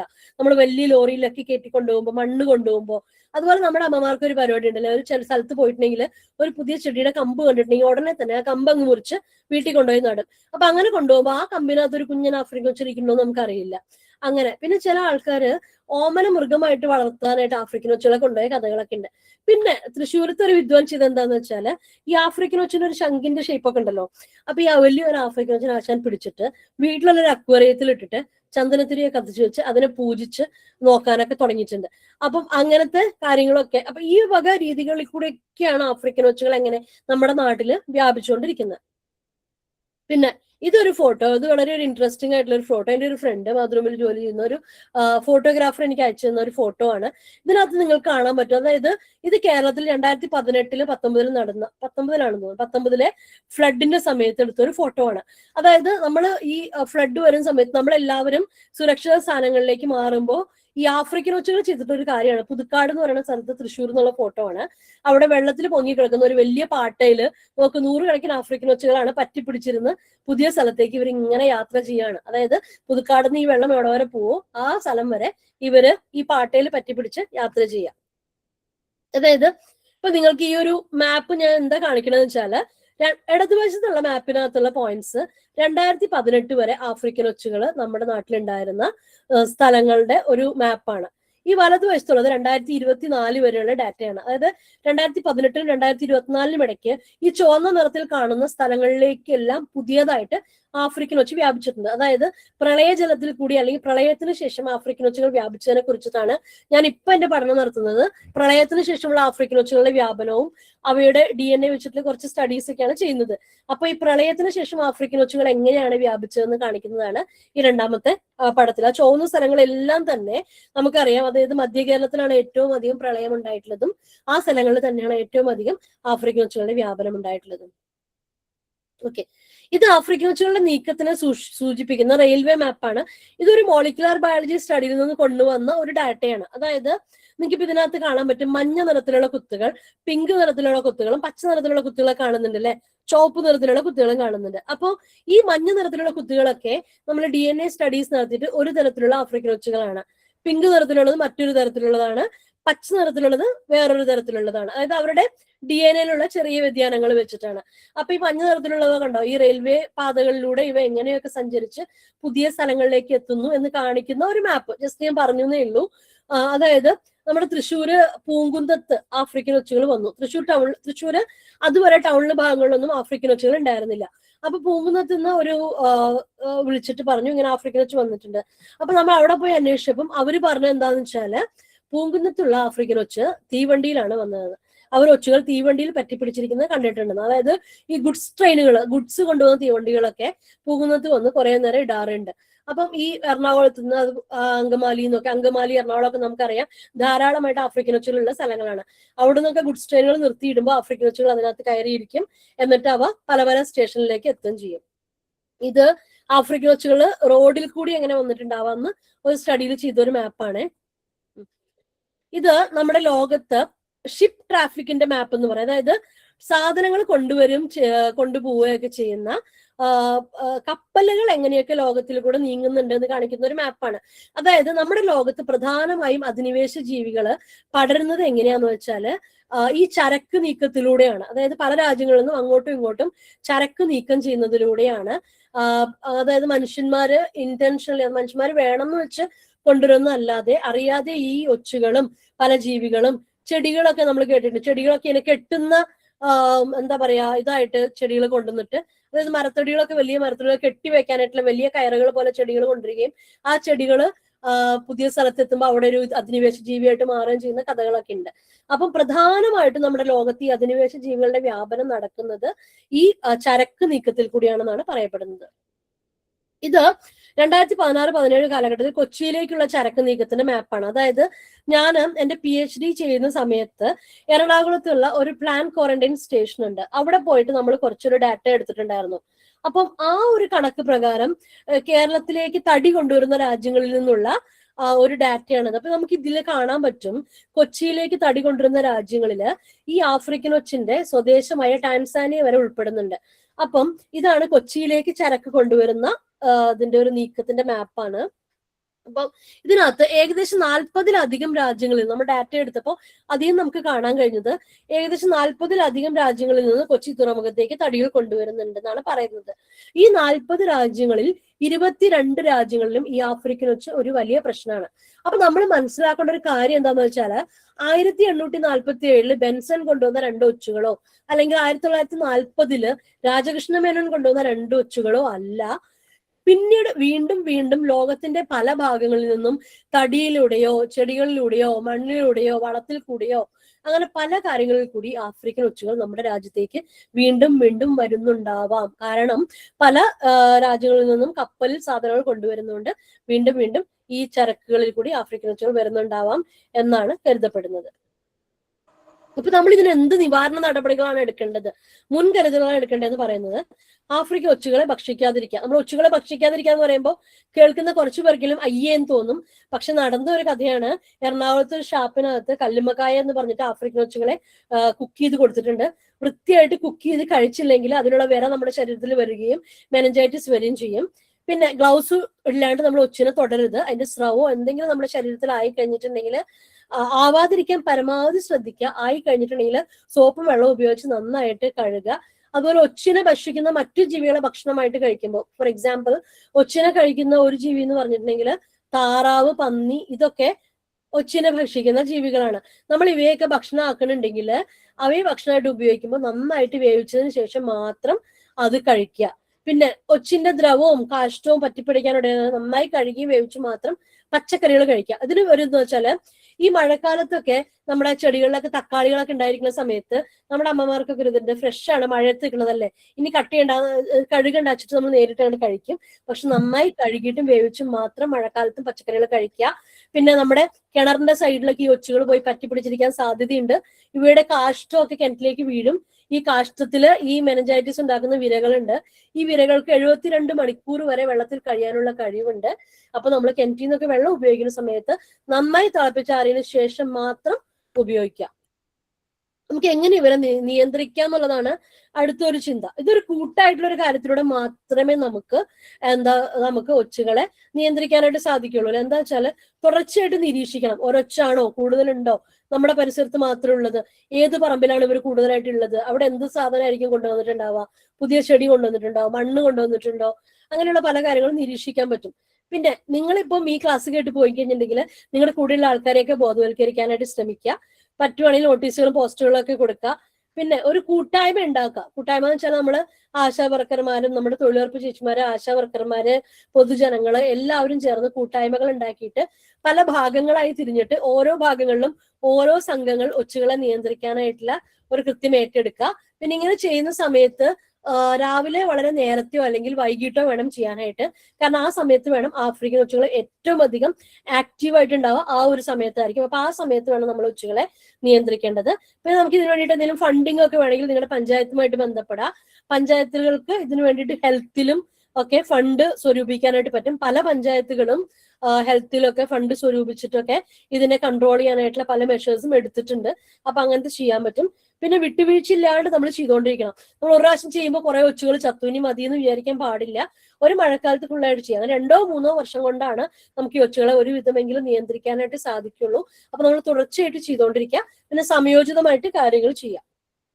ഇതാണ് നമ്മൾ ഒച്ചിനെ നിയന്ത്രിക്കാനായിട്ട് ഇപ്പൊ നമ്മൾ റെക്കമെൻഡ് ചെയ്യുന്ന ഒരു മിശ്രിതം. ഏറ്റവും അധികം സക്സസ്ഫുൾ ആയിട്ടുള്ള വിജയിച്ചിട്ടുള്ള ഒരു മിശ്രിതം എന്ന് പറഞ്ഞാല് ഈ പുകയിലയും തുരിശും ചേർന്ന ഒരു മിശ്രിതമാണ്. 25 ഗ്രാം പുകയില 1 ലിറ്റർ വെള്ളത്തിൽ 10 മിനിറ്റ് തിളപ്പിച്ചെടുക്കും. ദിവസം 25 ഗ്രാം പുകയില ഇട്ട് വെച്ചിട്ട് പിറ്റേ ദിവസം നന്നായിട്ട് പിഴിഞ്ഞെടുക്കാം. പിന്നെ 60 ഗ്രാം തുരിശ് വേറെ 1 ലിറ്റർ വെള്ളത്തിൽ ലയിപ്പിച്ചെടുക്കാം. ഈ തുരിശും തലേദിവസം ഇട്ട് വെക്കണേ. എന്നിട്ട് ഈ 2 ലായനികളും ഒന്നിച്ച് ചേർത്ത് മിക്സ് ചെയ്യുക. എന്നിട്ട് നമ്മൾ ഇതിനൊന്ന് അരിച്ചെടുത്തിട്ട് നമ്മുടെ കയ്യിൽ ഈ ചെറിയ ചെറിയ സ്പ്രെയറുകളില്ലേ, നമ്മുടെ ബാർബർ ഷോപ്പിലൊക്കെ ഉപയോഗിക്കുന്ന പോലത്തെ ചെറിയ സ്പ്രെയർ ആയാലും മതി. അതിനകത്ത് നമ്മൾ ഈ മിശ്രിതം അരിച്ച് ഒഴിച്ചിട്ട് ഇത് കുറെ നാളുകൾ ഇരിക്കും കേട്ടോ. ഒരു 6 മാസമൊക്കെ നമുക്ക് ഈ മിശ്രിതം ഇരിക്കും. അപ്പം ഇത് സ്പ്രെയറിലേക്ക് പകർത്തി വെച്ചിട്ട് നമുക്ക് വേണ്ട സമയത്ത് ഒച്ചുകളെ കാണുമ്പോൾ അങ്ങ് സ്പ്രേ ചെയ്ത് കൊടുത്താൽ നമ്മൾ ഓരോ ഒച്ചുകളെയും പിടിച്ച് ഉപ്പിട്ട് കഴിഞ്ഞാൽ അത് വളരെ ബുദ്ധിമുട്ടുള്ള ഒരു കാര്യമാണ്. പിന്നെ നമ്മുടെ മണ്ണിലേക്ക് ഒരുപാട് ഉപ്പ് ചെന്ന് കഴിഞ്ഞാൽ നമ്മുടെ വേറെ ചെടികളൊന്നും വളരില്ല. നമ്മുടെ കൃഷിനെ അത് ഭയങ്കര പ്രതികൂലമായിട്ട് ബാധിക്കുകയൊക്കെ ചെയ്യുന്നുണ്ട്. അപ്പം ഈ ഉപ്പിടുന്നതിനേക്കാൾ കൂടുതലായിട്ട് നമ്മൾ ഈ പുകയിലും തുരിശുമുള്ള ഈ ലായനി ആയിരിക്കും കൂടുതലായിട്ട് നന്നാവുക. പിന്നെ നമുക്ക് ഈ മഴക്കാലത്ത് ചെയ്യാൻ പറ്റുന്ന വേറൊരു കാര്യം എന്താണെന്ന് വെച്ചാല്, നമുക്ക് നമ്മുടെ പച്ചക്കറികളൊക്കെ നമ്മള് വൈകുന്നേരം അമ്മമാരൊക്കെ ഇപ്പൊ സീരിയൽ കണ്ടോണ്ടിരുന്നിട്ട് പച്ചക്കറിയൊക്കെ കട്ട് ചെയ്ത് വെക്കും അല്ലെ. ഈ പച്ചക്കറിയുടെ തൊലിയും വേസ്റ്റും ഒക്കെ വരില്ലേ, ഇത് നമ്മുടെ പറമ്പിൽ പല പല ഭാഗങ്ങളിലായിട്ട് ഇട്ട് വെക്കാം. അപ്പൊ ഈ ഒച്ചുകൾ എന്ത് ചെയ്യുന്ന വെച്ചാൽ ഇതിന്റെ മണം പിടിച്ചിട്ട് ഈ ഒച്ചുകൾ എല്ലാവരും കൂട്ടം കൂട്ടമായിട്ട് 100 കണക്കിന് ഒച്ചുകൾ എത്തും. അല്ലെങ്കിൽ ക്യാബേജിന്റെ ഇലയോ പപ്പായയുടെ ഇലയോ ഒക്കെ നമ്മളൊന്ന് ക്രഷ് ചെയ്തിട്ട് ഒന്ന് പൊടിച്ചിട്ട് ഇട്ട് കൊടുത്തിട്ടുണ്ടെങ്കിൽ ആ ഭാഗത്തേക്കും ധാരാളമായിട്ട് ഒച്ചുകൾ വരും. അപ്പൊ നമ്മൾ ഈ സ്പ്രേയറിൽ ഈ ഒരു സൊല്യൂഷൻ ഉണ്ടാക്കി വെച്ചിട്ടുണ്ടെങ്കിൽ നമുക്ക് 100 കണക്കിന് ഒച്ചുകളെ ഒറ്റയടിക്ക് നമുക്ക് നശിപ്പിക്കാനായിട്ട് പറ്റും. ഇത് പുകയിലും തുരിശുമാണ്. പിന്നെ അച്ചാര എന്ന് പറഞ്ഞിട്ടൊരു സാധനം കിട്ടാനുണ്ട്. നമുക്ക് പല സ്ഥലങ്ങളിലും പുകയില കിട്ടാനില്ല. അപ്പൊ 25 ഗ്രാം പുകയിലേക്ക് പകരം 1 ഗ്രാം അച്ചാര ഇട്ടാലും മതിയാവും. അതൊരു നിക്കോട്ടിനുള്ള ഒരു സാധനമാണ്. നിക്കോട്ടിൻ തന്നെയാണ് പുകയിലയുടെ അതേ എഫക്ട് ഈ അച്ചാര എന്ന് പറയുന്ന സാധനത്തിന് കൊടുക്കാനായിട്ട് പറ്റും. പിന്നെ മെറ്റാൽഡിഹൈഡ് പെല്ലറ്റ് എന്ന് പറഞ്ഞിട്ട് സ്നെയിൽ കില്ല് എന്ന് പറഞ്ഞിട്ട് സാധനം ഇപ്പൊ മാർക്കറ്റിലുണ്ട്. വളരെ വളരെ വളരെ അത്യാവശ്യമാണെങ്കിൽ മാത്രമേ അത് ഉപയോഗിക്കാൻ പാടുള്ളൂ. കാരണം ഈ മെറ്റാൽഡിഹൈഡിന് നമ്മുടെ തലച്ചോറിന് ന്യൂറോടോക്സിക് ആയിട്ട് നമുക്ക് നമ്മുടെ നെർവസ് സിസ്റ്റത്തിനെയൊക്കെ ബാധിക്കുന്ന പെട്ടെന്ന് അസുഖം വരുത്തുന്ന ഒരു എഫക്ട് ഈ മെറ്റാൽഡിഹൈഡിനുണ്ട്. പിന്നെ ഈ മെറ്റാൽഡിഹൈഡ് നമ്മുടെ പട്ടിയോ പൂച്ചയൊക്കെ നക്കി നോക്കിക്കഴിഞ്ഞാൽ കുട്ടികളൊക്കെ ചത്തുപോകും. വേറെ മൃഗങ്ങളുടെ ഉള്ളിൽ പെട്ട് കഴിഞ്ഞാൽ കുട്ടികളൊക്കെ ചത്തുപോകാനുള്ള ഒരവസ്ഥയുണ്ട്. പിന്നെ ഈ മഴ പെയ്യുന്ന സമയത്ത് മെറ്റാൽഡിഹൈഡ് ഇട്ട് കഴിഞ്ഞിട്ടുണ്ടെങ്കിൽ അത് വെള്ളത്തിൽ ലയിച്ചിട്ട് നമ്മുടെ ജലാശയങ്ങളൊക്കെ എത്തിപ്പെടാനുള്ള സാധ്യതയുണ്ട്. മീനുകൾ ചത്തുപോകും. നമ്മൾ വെള്ളം എടുക്കുമ്പോൾ നമുക്കത് ബുദ്ധിമുട്ടാണ്. അങ്ങനത്തെ കുറെ പ്രശ്നങ്ങൾ. അപ്പോൾ അത്രയും നിവർത്തികേടുണ്ടെങ്കിൽ മാത്രമേ ഈ സ്നെയിൽ കില്ല് എന്ന് പറഞ്ഞിട്ട് കിട്ടുന്ന ഈ ഒരു പെല്ലറ്റ് ഉപയോഗിക്കാൻ പാടുള്ളൂ. അപ്പം ഇങ്ങനെയാണ് നമുക്ക് പഞ്ചായത്തിനോട് പറഞ്ഞിട്ടുണ്ടെങ്കിൽ അവർ ഈ കൊതുകിനൊക്കെ അടിക്കുന്ന അല്ലെങ്കിൽ ഈ പാടത്തൊക്കെ മരുന്നടിക്കുന്ന ഇത്തരത്തിലുള്ള വലിയ സ്പ്രേയറുകളിൽ കൂടുതൽ ക്വാണ്ടിറ്റി മരുന്നുണ്ടാക്കിയിട്ട് ഇവർക്ക് ഇങ്ങനെ വലിയ തോതിൽ ചെയ്യാനായിട്ട് പഞ്ചായത്തുകൾക്ക് പറ്റും. അപ്പൊ ഇങ്ങനെ ഈ രീതിയിൽ സ്പ്രേയറിൽ പകർത്തിട്ട് ഉപയോഗിക്കാം. പിന്നെ ഈ പഞ്ചായത്തുകൾക്ക് ചെയ്യാൻ പറ്റാത്തൊരു കാര്യം എന്താണെന്ന് വെച്ചാല്, ചില ആളുകളുണ്ട് നമ്മുടെ നാട്ടിലല്ലേ, അവര് ഈ എന്താ പറയാ ഒച്ചുകൾ പറമ്പുകളൊക്കെ വാങ്ങിച്ചിട്ടിട്ട് അവിടെ നിറയെ ചെടികളും കാടും ഒക്കെ ഉണ്ടാവും. പക്ഷെ അവരതൊക്കെ ഇട്ടിട്ട് യൂറോപ്പിലേക്കോ യൂറോപ്പിലേക്കോ അല്ലെങ്കിൽ ഗൾഫിലേക്കോ ഒക്കെ പോയിട്ടുണ്ടാവും. അപ്പൊ അവരുടെ വീടും പറമ്പ് ഇങ്ങനെ കാട് കയറി കിടക്കും. അപ്പൊ എന്താവും, ഈ ഒച്ചുകൾക്ക് ആഹാ നല്ലൊരു സൂപ്പർ സ്ഥലം, അവിടെ പോയിട്ട് അങ്ങ് ജീവിക്കാന്ന് വിചാരിച്ച് ഒച്ചുകൾ പെട്ടിങ് ഇടയ്ക്ക് എടുത്ത് കുട്ടിയും കുടുംബമൊക്കെ ആയിട്ട് പോയിട്ട് ആ ഒരു പറമ്പിൽ പോയിട്ട് അവരങ്ങനെ ജീവിക്കും. പെറ്റുപെരുകും.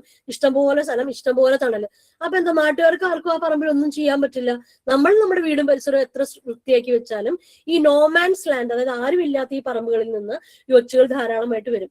അപ്പൊ അതിലൊക്കെ കൃത്യമായ ഇടപെടൽ പഞ്ചായത്തിന്റെ ഭാഗത്തു നിന്നൊക്കെ അവരെ വിളിക്കുകയും വൃത്തിയാക്കുകയും അങ്ങനെയൊക്കെ ചെയ്യുന്ന ഒരു സംഭവം ഉണ്ടെന്ന് വിചാരിക്കാം.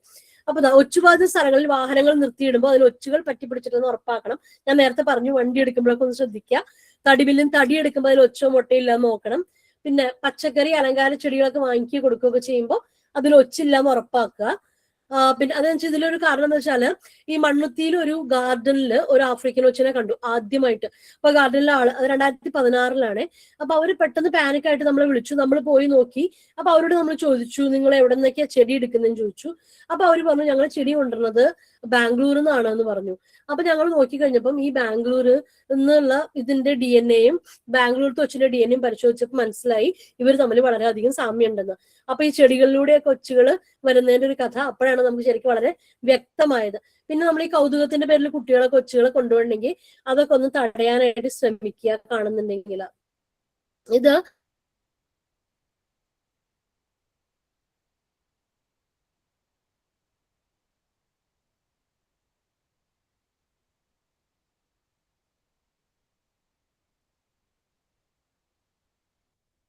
കേൾക്കുന്നില്ലല്ലോ.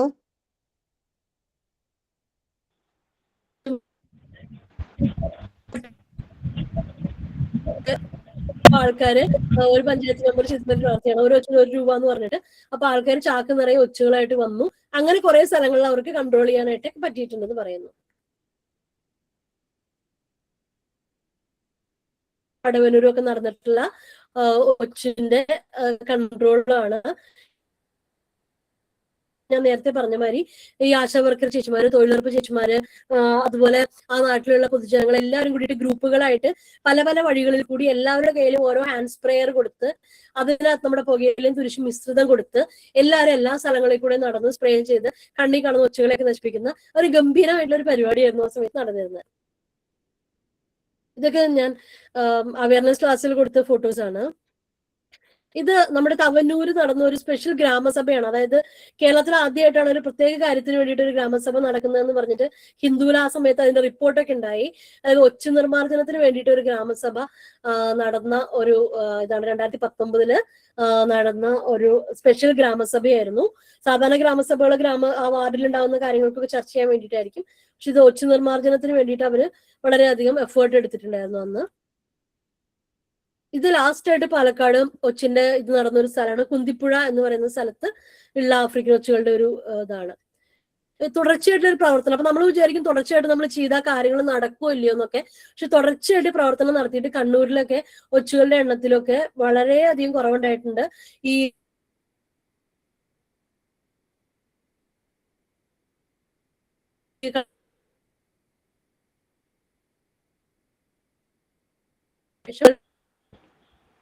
അവർക്ക് പറ്റിയിട്ടുണ്ട്.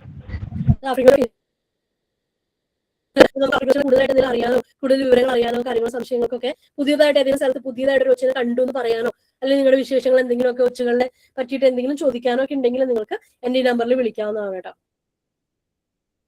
Thank you.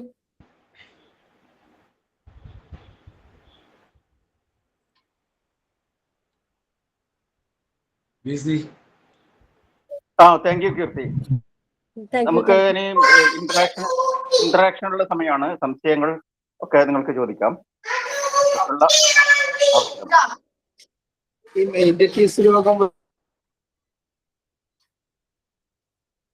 കേൾക്കുന്നില്ല.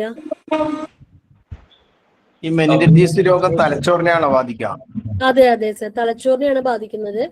ഇവര് സ്പൈനൽ കോഡിലും തലച്ചോറിലും ഒക്കെ പോയിട്ട് ഈ സ്പൈനൽ കോഡിനെയും തലച്ചോറിനെയും ഒക്കെ പൊതിയുന്ന മെമ്പറൈൻ ഉണ്ടല്ലോ, അവിടെയാണ് ഇവർ അധികമായിട്ട് പെറ്റുപെരുക. അപ്പൊ തലച്ചോറിന്റെ പ്രവർത്തനങ്ങൾ അത് വളരെയധികം ബാധിക്കുന്നുണ്ടെന്നാണ് പഠനങ്ങൾ പറയുന്നത്. ഈയിടെ നമ്മുടെ കേരളത്തിൽ കണ്ടുവരുന്നതാണ് കുളത്തിൽ കുളിച്ച കുട്ടികൾക്ക് മെനിഞ്ചൈറ്റിസ് ബാധിച്ചു എന്ന് പറഞ്ഞിട്ട്. ഞാൻ കാസർഗോഡ് ജില്ലയിലാണ്. അമീബിക് മെനിഞ്ചൈറ്റിസ് ആണ് ഇത്. ഇയോസിനോഫിലിക് മെനിഞ്ചൈറ്റിസ് രണ്ട് രോഗമാണ്. രണ്ടും തലച്ചോറിനെ ബാധിക്കുന്ന അസുഖങ്ങളാണ്. പക്ഷെ രണ്ടാണ്. ഇത് നമ്മുടെ ഈ ഒച്ചിലുണ്ടാവുന്ന ഒരു വിര മൂലം ഉണ്ടാവുന്ന ഒരു മെനിഞ്ചൈറ്റിസ് ആണ്. ഒച്ചില വഴുവഴുത്ത ദ്രാവകവും ഒച്ചിന്റെ കാഷ്ടത്തിൽ നിന്നൊക്കെയാണ് ഇവ നമ്മുടെ ശരീരത്തിലേക്ക് എത്തപ്പെടുക. രണ്ടും രണ്ട് രീതിയിൽ തന്നെയാണല്ലേ? അതെ അതെ അതെ സർ, അതെ. ഹലോ, കേൾക്കണ്ടോ? ഹലോ, ഞാൻ വരുണൻ, കൊടുങ്ങല്ലൂരിനടുത്ത് ശ്രീനാരായണപുരം ഗ്രാമപഞ്ചായത്തിലുള്ളതാണ്. എവിടെയാണ് സർ? ശ്രീനാരായണപുരം ഗ്രാമപഞ്ചായത്ത് അവിടെ ഒരു 10 കൊല്ലമായിട്ട് ഞങ്ങളിവിടെ വ്യാപകമായിട്ട് ഈ ആഫ്രിക്കൻ ഒച്ചിന്റെ വ്യാപനം ഉണ്ടായിട്ടുണ്ട്. അപ്പൊ ഞങ്ങള് അതന്വേഷിച്ചപ്പോ ഞങ്ങളുടെ റോഡിന്റെ അപ്പുറത്തൊരു ടിമ്പർ മില്ല് ഉണ്ടായിരുന്നു. അവിടുന്ന് ധാരാളം ആ ടിമ്പർ മില്ലിൽ വന്ന തടികളിൽ നിന്നാണ് ഇവിടേക്ക് വന്നത്. അത് ഞങ്ങൾ കണ്ടെത്തി അന്വേഷിച്ചിട്ട്. അപ്പോൾ ഞങ്ങൾ ഇവിടെ ഗ്രാമ്യ എന്ന് പറഞ്ഞ ഞങ്ങളുടെ ഒരു സംഘം ഉണ്ടായിരുന്നു, ഒരു കൂട്ടായ്മ. അപ്പൊ ഞങ്ങള് ഇവിടെ അടുത്തൊരു ഉപ്പ് വിതരണം ചെയ്യുന്ന ഒരു കമ്പനി ഉണ്ട്. അവിടുന്ന് ഞങ്ങള് ഉപ്പ് മേടിച്ചോണ്ടന്ന് എല്ലാ വീടിന്റെ ഉമ്മർത്തും പ്ലാസ്റ്റിക്കിന്റെ ഒരേ പാത്രത്തിലാക്കിയിട്ട് എല്ലാ മതിലും വെച്ചു കൊടുത്ത് കാണുന്നവര് ഉപ്പിടണം എന്ന് പറഞ്ഞ് ഉപ്പിട്ട് അത് ഒരു പരിധി വരെ നിയന്ത്രിച്ച്. പക്ഷെ ഇതിന്റെ നിയന്ത്രണത്തിന് നമ്മൾ ഈ പറയുന്നത് കൊണ്ട് ഉപ്പെന്ന് പറയുന്ന നമ്മുടെ ചെമ്പോത്ത് ചകോരം അത് അസലായിട്ട് തിന്നുന്നുണ്ട്. അതേപോലെ ചേരാക്കൊക്കൻ എന്ന് പറഞ്ഞിട്ട് നമ്മുടെ ഒരു ദേശാടന കൊറ്റി വരുന്നുണ്ട്. അവൻ ധാരാളമായിട്ട് അതിന്റെ കുറെ ഫോട്ടോസ് ഞാൻ എടുത്തു വെച്ചിട്ടുണ്ട്. അപ്പൊ പിന്നെ അതെ തന്നെ ഓപ്പൺ. അതുപോലെ തന്നെ വേറൊരു കാര്യം ഞാനിവിടെ എന്റെ വീട്ടിൽ നിന്ന് സ്വന്തം അനുഭവത്തിൽ നിന്ന് പഠിച്ച എന്താണെന്ന് വെച്ചാല്, ഈ നമ്മുടെ നാടൻ ചെറിയ ഒച്ചില്ലേ, ഷെല്ലില്ലാത്തൊരു വലുത്, അത് ഒച്ചിലെന്നൊക്കെ നമ്മ പറയുന്ന സാധനം, അത് ധാരാളമായിട്ട് വരുന്ന സമയത്ത് മറ്റേ സാധനത്തിനെ കാണുന്നില്ല. മറ്റേ വെച്ച് പിന്മാറുന്നുണ്ട്, ആ സമയത്തില്ല. അതില്ലാത്തപ്പോൾ ഇത് വരുന്നത്. അത് തമ്മിൽ എന്തെങ്കിലും ബന്ധമുണ്ടോന്ന് ഒരു പഠനം നടത്തേണ്ടതാണ്. അതിനെ പറ്റിയിട്ട് എന്റെ ഒരു സുഹൃത്ത് ഒരു പഠനം നടത്തിയിട്ടുണ്ടായിരുന്നു. അതായത് ഫോണൽ റെസ്പോൺസ് എന്ന് പറഞ്ഞിട്ട്, അതായത് ഈ ഒച്ച് വരുന്ന സമയത്ത് അതിന്റെ കൂടെ ഉണ്ടാവുന്ന ജീവികളെ പറ്റിയിട്ടൊക്കെ. അപ്പൊ ഈ ആഫ്രിക്കൻ ഒച്ചുകൾ കൂടുതലായിട്ടുള്ള സ്ഥലത്ത് നമ്മുടെ ഒരു ദാരിദ്ര്യപ്പുഴ നമ്മൾ പറയും, റെയിൽ പൂച്ച, അത് ധാരാളമായിട്ട് കാണുന്നതായിട്ടാണ് സർ നമ്മൾ കണ്ടിരിക്കുന്നത്. അത് ഇവിടെ നേരം മറിച്ചാണ്. അത് വരുന്ന സമയത്ത് ഞങ്ങൾക്ക് ഇതിന്റെ കുറവാണ് വരുന്നത്. സർ മറ്റേ ഇതുണ്ടല്ലോ, നമ്മുടെ ഈ എന്താ പറയാ മിന്നാമിനിങ്ങിന്റെ ലാർവ ഉണ്ടല്ലോ, അതായത് ഈ മിന്നുന്ന ഒരു തരം പുഴു, അതിന്റെ ലാർവ ഇല്ലേ, ഗ്ലോവോം എന്ന് പറയുന്നത്. ഗ്ലോവോം ഈ ഒച്ചുകളെ നല്ലോണം കഴിക്കുന്നുണ്ട്. എല്ലാതരം ഒച്ചുകളെയും കഴിക്കുന്നതായിട്ട് കണ്ടിട്ടുണ്ട്. അതെ മിനുങ്ങള് ഈ LED ബൾബ് വന്നതോടുകൂടി സ്ഥലം വിട്ടല്ല. കീർത്തി, അതില് ആഫ്രിക്കൻ വെച്ചിന് അത് ചെയ്യുന്നുണ്ടോ, ഉവ്വ് കഴിക്കുന്നുണ്ടോ? സർ. ഉവ്വ് സർ, ആഫ്രിക്കൻ വെച്ചുകളെ തിന്നുന്നുണ്ട്. ഓക്കെ. അപ്പൊ അല്ല, ഞങ്ങൾ അങ്ങനെ വ്യാപകമായിട്ട് ഇങ്ങനെ ചെയ്തിട്ട് കുറെ നിയന്ത്രിക്കാൻ ഞങ്ങൾക്ക് കഴിഞ്ഞിട്ടുണ്ട്. നമ്മൾ കണ്ടിട്ടുള്ളത് സർ, ചത്തു കിടക്കുന്ന ആഫ്രിക്കൻ ഒച്ചുകളിലാണ് ഇവ തിന്നുന്നതായിട്ട് കണ്ടിരിക്കുന്നത്. അതെ. ശരി, ഈ വക സംശയങ്ങളാണ് എനിക്ക് കൂടുതലായിട്ടുള്ളത്. ഞങ്ങൾ ഇവിടുന്ന് കുറച്ച് കുറഞ്ഞിട്ടുണ്ട് ഇപ്പോൾ അത് കാരണം കൂട്ടായ ഒരു പരിശ്രമം കൊണ്ട്. എസ്എൻപുരത്ത് തുടങ്ങിയ സമയത്ത് ഞാൻ വന്നിട്ടുണ്ടായിരുന്നു സാർ. അതെ, ഞങ്ങൾ പഞ്ചായത്തിലൊക്കെ പരാതിപ്പെട്ട് കുറെയൊക്കെ ഞങ്ങള് നിയന്ത്രിച്ചിട്ടുണ്ട്. താരതമ്യേന കുറവാണ്. ഇനി മഴക്കാലമായിട്ടുണ്ട്, കുറ്റങ്ങളുടെ ശല്യം കൂടുതൽ വരുന്നുണ്ട്. ഈ വേനൽമഴയിൽ തുടങ്ങുന്ന സമയത്ത് തന്നെ നമ്മൾ ഒന്നുകൂടി നിയന്ത്രണം. പൊതുവെ ഞങ്ങൾ ചെയ്യുന്നത് എന്താണെന്ന് വെച്ചാൽ 6-7 മണിയാവുമ്പോൾ ടോർച്ചൊക്കെ കൊണ്ട് കിടന്ന് നമ്മൾ പുറത്ത് കാണാനും മുഴുവൻ നശിപ്പിക്കുകയാണെങ്കിൽ കുറച്ച് ദിവസം തുടർച്ചയായിട്ട് പ്രോസസ് ചെയ്താൽ നമ്മുടെ ഇവിടുത്തെ ശല്യം നമ്മുടെ കോമ്പൗണ്ടിലെ കുറഞ്ഞു കിട്ടും. ശ്രദ്ധിക്കണം മാത്രം. തുടർച്ചയായിട്ടുള്ള പ്രവർത്തനം തന്നെ വേണം. അത് തന്നെ. എന്റെ ഇതിന്റെ കുറെ ഫോട്ടോകളും കളക്ഷനും ഇത് ആയ കൊക്ക് തിന്നണതിന്റെ ഒക്കെ ഞാൻ എടുത്തു വെച്ചിട്ടുണ്ട്. ഫോൺ നമ്പർ തരാന്നല്ലേ പറഞ്ഞത്? ഞാൻ അത് ലാസ്റ്റ് സ്ലൈഡിൽ ഇട്ടുണ്ടായിരുന്നു, അല്ലെങ്കിൽ ഞാൻ ഇതില് കമന്റ് ബോക്സിൽ. ഞാൻ ശ്രീനാരായണ പഞ്ചായത്തിൽ BMC ആയിട്ട് ബന്ധപ്പെട്ട് പ്രവർത്തിക്കുന്നുണ്ട്. Okay sir. Thank U. നല്ല ക്ലാസ് ആയിരുന്നു, വളരെ പ്രയോജനപ്രദമായിരുന്നു. വളരെ നന്ദി. Thank you sir. ഞാൻ നമ്പർ ഇതിനകത്ത് പിൻ ചെയ്തിട്ടുണ്ട്. Thank you. പഞ്ചായത്തുകളിൽ എനിക്ക് തോന്നുന്നത് TMC വഴി കൺട്രോൾ ചെയ്യാനുള്ള ഒരു സ്ക്വാഡ് പോലുള്ള പരിപാടി തുടങ്ങേണ്ടി വരും. അപ്പോൾ ഞാൻ താമസിക്കുന്ന കണ്ണൂരിലുള്ള കണ്ണപുരം പഞ്ചായത്തും ഇതിന്റെ ശല്യം പ്രധാനമായിട്ടുണ്ട്. പക്ഷേ നമ്മളെ ധർമ്മശാലക്കൽ ഒരുപാടുണ്ട് ഇത്. അതിനകത്ത് നമ്മുടെ പഞ്ചായത്തില് എന്താ ചെയ്യാന്ന് വെച്ചാല് സർ, സാധാരണ പഞ്ചായത്തുകൾ ചെയ്യുന്നത് ഹെൽത്തിന്റെ ഹെഡിൽ അവർക്ക് ഫണ്ട് എടുക്കാനായിട്ട് പറ്റും. ഹെൽത്തിന്റെ ഹെഡിൽ 1 ലക്ഷം 2 ലക്ഷം രൂപ വരെയൊക്കെ അവർക്ക് ഫണ്ട് ചെറിയ പ്രോജക്റ്റ് ആയിട്ട് എടുത്തിട്ട് അങ്ങനെയുള്ള ഹെഡിൽ നിന്നാണ് അവര് ഈ വടവന്നൂര് കണ്ണൂരൊക്കെ ചില സ്ഥലങ്ങളൊക്കെ ചെയ്ത് കണ്ടിരിക്കുന്നത്. പെരുമ്പാവൂരൊക്കെ ഹെൽത്തിന്റെ ഹെഡിൽ ഫണ്ട് എടുത്തിട്ട് ഈ പുകയിലും തുരിശും ഒക്കെ വലിയ ഡ്രമ്മുകളിൽ ഉണ്ടാക്കിയിട്ട് ആൾക്കാർക്ക് വിതരണം ചെയ്യുകയും ചെയ്യും. അവര് വലിയ സ്പ്രേയറുകളിലാക്കി തെളിക്കുകയും ചെയ്യും. അപ്പൊ അങ്ങനെ ഒരു പ്രാവശ്യം നമ്മൾ ചെയ്ത് കഴിഞ്ഞിട്ടുണ്ടെങ്കിൽ ആൾക്കാർ തന്നെ അതിലേക്ക് ഇറങ്ങുന്നതാണ് കണ്ടിട്ടുള്ളത്. ഒരു ആഫ്രിക്കൻ വെച്ച് എത്ര കാലം വരെ ജീവിക്കും? ഒരു ആഫ്രിക്കൻ വെച്ച് ഒരു 5-6 വർഷം വരെയൊക്കെ ജീവിക്കും. 5 വർഷം വരെ എന്നാണ് കണ്ടിരിക്കുന്നത്. ഒരു ആഫ്രിക്കൻ വെച്ച് എത്ര ഇന്റലിജൻസ് ഉള്ളത്? നല്ല ഉറുമ്പുകളോ പോലെ നല്ല ഇന്റലിജൻസ് ഉള്ള ജീവികളോ? നമ്മൾ ഇന്റലിജൻസ് എന്നല്ല നമ്മൾ പറയുന്നത്, അതായത് നമ്മൾ അഡാപ്റ്റേഷൻ, അതായത് പുതിയൊരു കാലാവസ്ഥയിലേക്ക് വരുമ്പോൾ അവര് എത്രത്തോളം അതുമായിട്ട് ഇണങ്ങുന്നു എന്നുള്ളതാണ്. അതായത് അതുകൊണ്ടാണ് നമ്മൾ അവരെ അധിനിവേശ ജീവികൾ എന്ന് വിളിക്കുന്നത്. അതായത് അവർക്ക് ആ ഒരു പ്രത്യേക കാലാവസ്ഥയുമായിട്ട് എത്രത്തോളം ഇണങ്ങി ജീവിക്കാൻ സാധിക്കും എന്നുള്ളതാണ്. പിന്നെ മൊളസ്ക എന്ന് പറയുന്നത് അത്യാവശ്യം, അതായത് ബ്രെയിൻ ഡെവലപ്മെന്റ് നടന്നിട്ടുള്ള, അതായത് ഇൻവെർട്ടിബ്രേറ്റ്സിന് നടന്നു വരുന്ന ഒരു ജീവികൾ തന്നെയാണ്. പിന്നെ നമുക്ക് അതിന് ഇന്റലിജൻസ് പറയാൻ പറ്റില്ല, അവർ എത്രത്തോളം നമ്മുടെ ഒരു പരിസ്ഥിതിയുമായിട്ട് ഇണങ്ങി ജീവിക്കുന്നതെന്നാണ് പറയുന്നത്. അപ്പൊ ഇങ്ങനെ ഓരോ ജനറേഷൻ പുതിയ തലമുറകൾ വരുംതോറും അവര് കൂടുതലായിട്ട് പല നമ്മുടെ ക്ലൈമറ്റുമായിട്ടും ഇണങ്ങി വരുന്നുണ്ട്. Madam hello. നമ്മളിപ്പോ ഈ ഒരു ജീവിനെ ഉപ്പിട്ട് കൊന്നു കഴിഞ്ഞാൽ നമുക്ക് ഇതിന്റെ ഷെല്ല് ഒരുപാട് വരുന്നുണ്ട്. അതിനെ നമുക്ക് മറ്റേതെങ്കിലും രീതിയിൽ കാർഷിക മേഖലയിൽ ഉപയോഗിക്കാനോ മറ്റോ സാധിക്കുന്നതാണോ? കാൽസ്യം ഉള്ളതാണോ? കാൽഷ്യം ഉള്ളതാണ്. നമുക്ക് അതിനെ പ്രോസസ് ചെയ്യാൻ അങ്ങനത്തെയൊക്കെ ചില പ്രപ്പോസലുകളൊക്കെ ആൾക്കാർ പറഞ്ഞിട്ടുണ്ട്. പക്ഷെ എന്താ പ്രശ്നം എന്ന് വെച്ചാല് നമ്മള് ഈ ഒച്ചുകളെ നമ്മൾ അങ്ങനെ കാൽഷ്യമായിട്ട് ഇതിനെ ഉപയോഗിക്കാം എന്നൊക്കെ പറഞ്ഞ് നമ്മൾ എന്തെങ്കിലും ചെയ്തു കഴിഞ്ഞിട്ടുണ്ടെങ്കിൽ ആൾക്കാർ അതിനെ വ്യാപകമായിട്ട് കൃഷി ചെയ്യാൻ തുടങ്ങും. അങ്ങനത്തെ ഒരു ഇഷ്യൂ ഉണ്ട്. അപ്പൊ ഇത് ബ്രസീലിൽ നടന്നിട്ടുള്ള ഒരു പ്രശ്നമാണ്.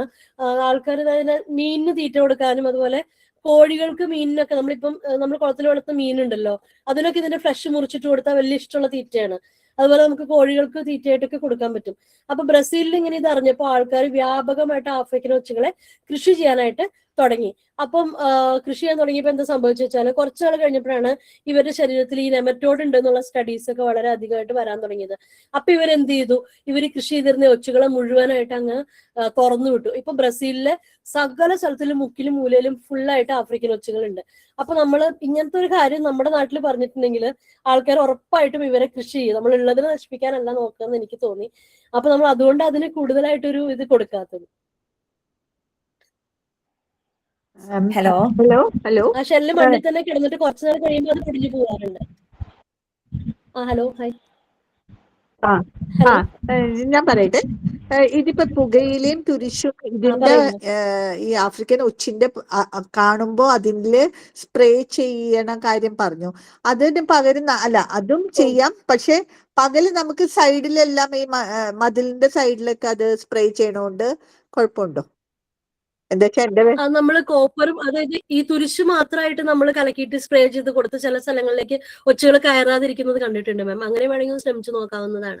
എന്താ വെച്ചാൽ എനിക്ക് ചെറിയൊരു ഗാർഡൻ ഉണ്ട്. അതിലൂടെ ഈ പറഞ്ഞ മാതിരി പുറത്തുനിന്ന് മണ്ണ് കൊണ്ടുവന്ന് ഇതെല്ലാം ആയിരിക്കും അതിന്റെ ഒരു കാരണം. നിറയെ ഒച്ചിനെ കാണുന്നുണ്ട്. ഞാൻ അതിനെ എടുത്ത് ഉപ്പ് വെള്ളത്തിൽ ഒരു വലിയ ജാറിന്റെ ഉള്ളിൽ ഉപ്പ് കലക്കി വെച്ചിട്ടുണ്ട്. അതിന്റെ ഉള്ളിലേക്ക് എടുത്തിടും. അത് കുറെ നാൾ കഴിയുമ്പോൾ അത് എടുത്ത് കളയും. അങ്ങനെയാണ് ഞാൻ ചെയ്യുന്നത്.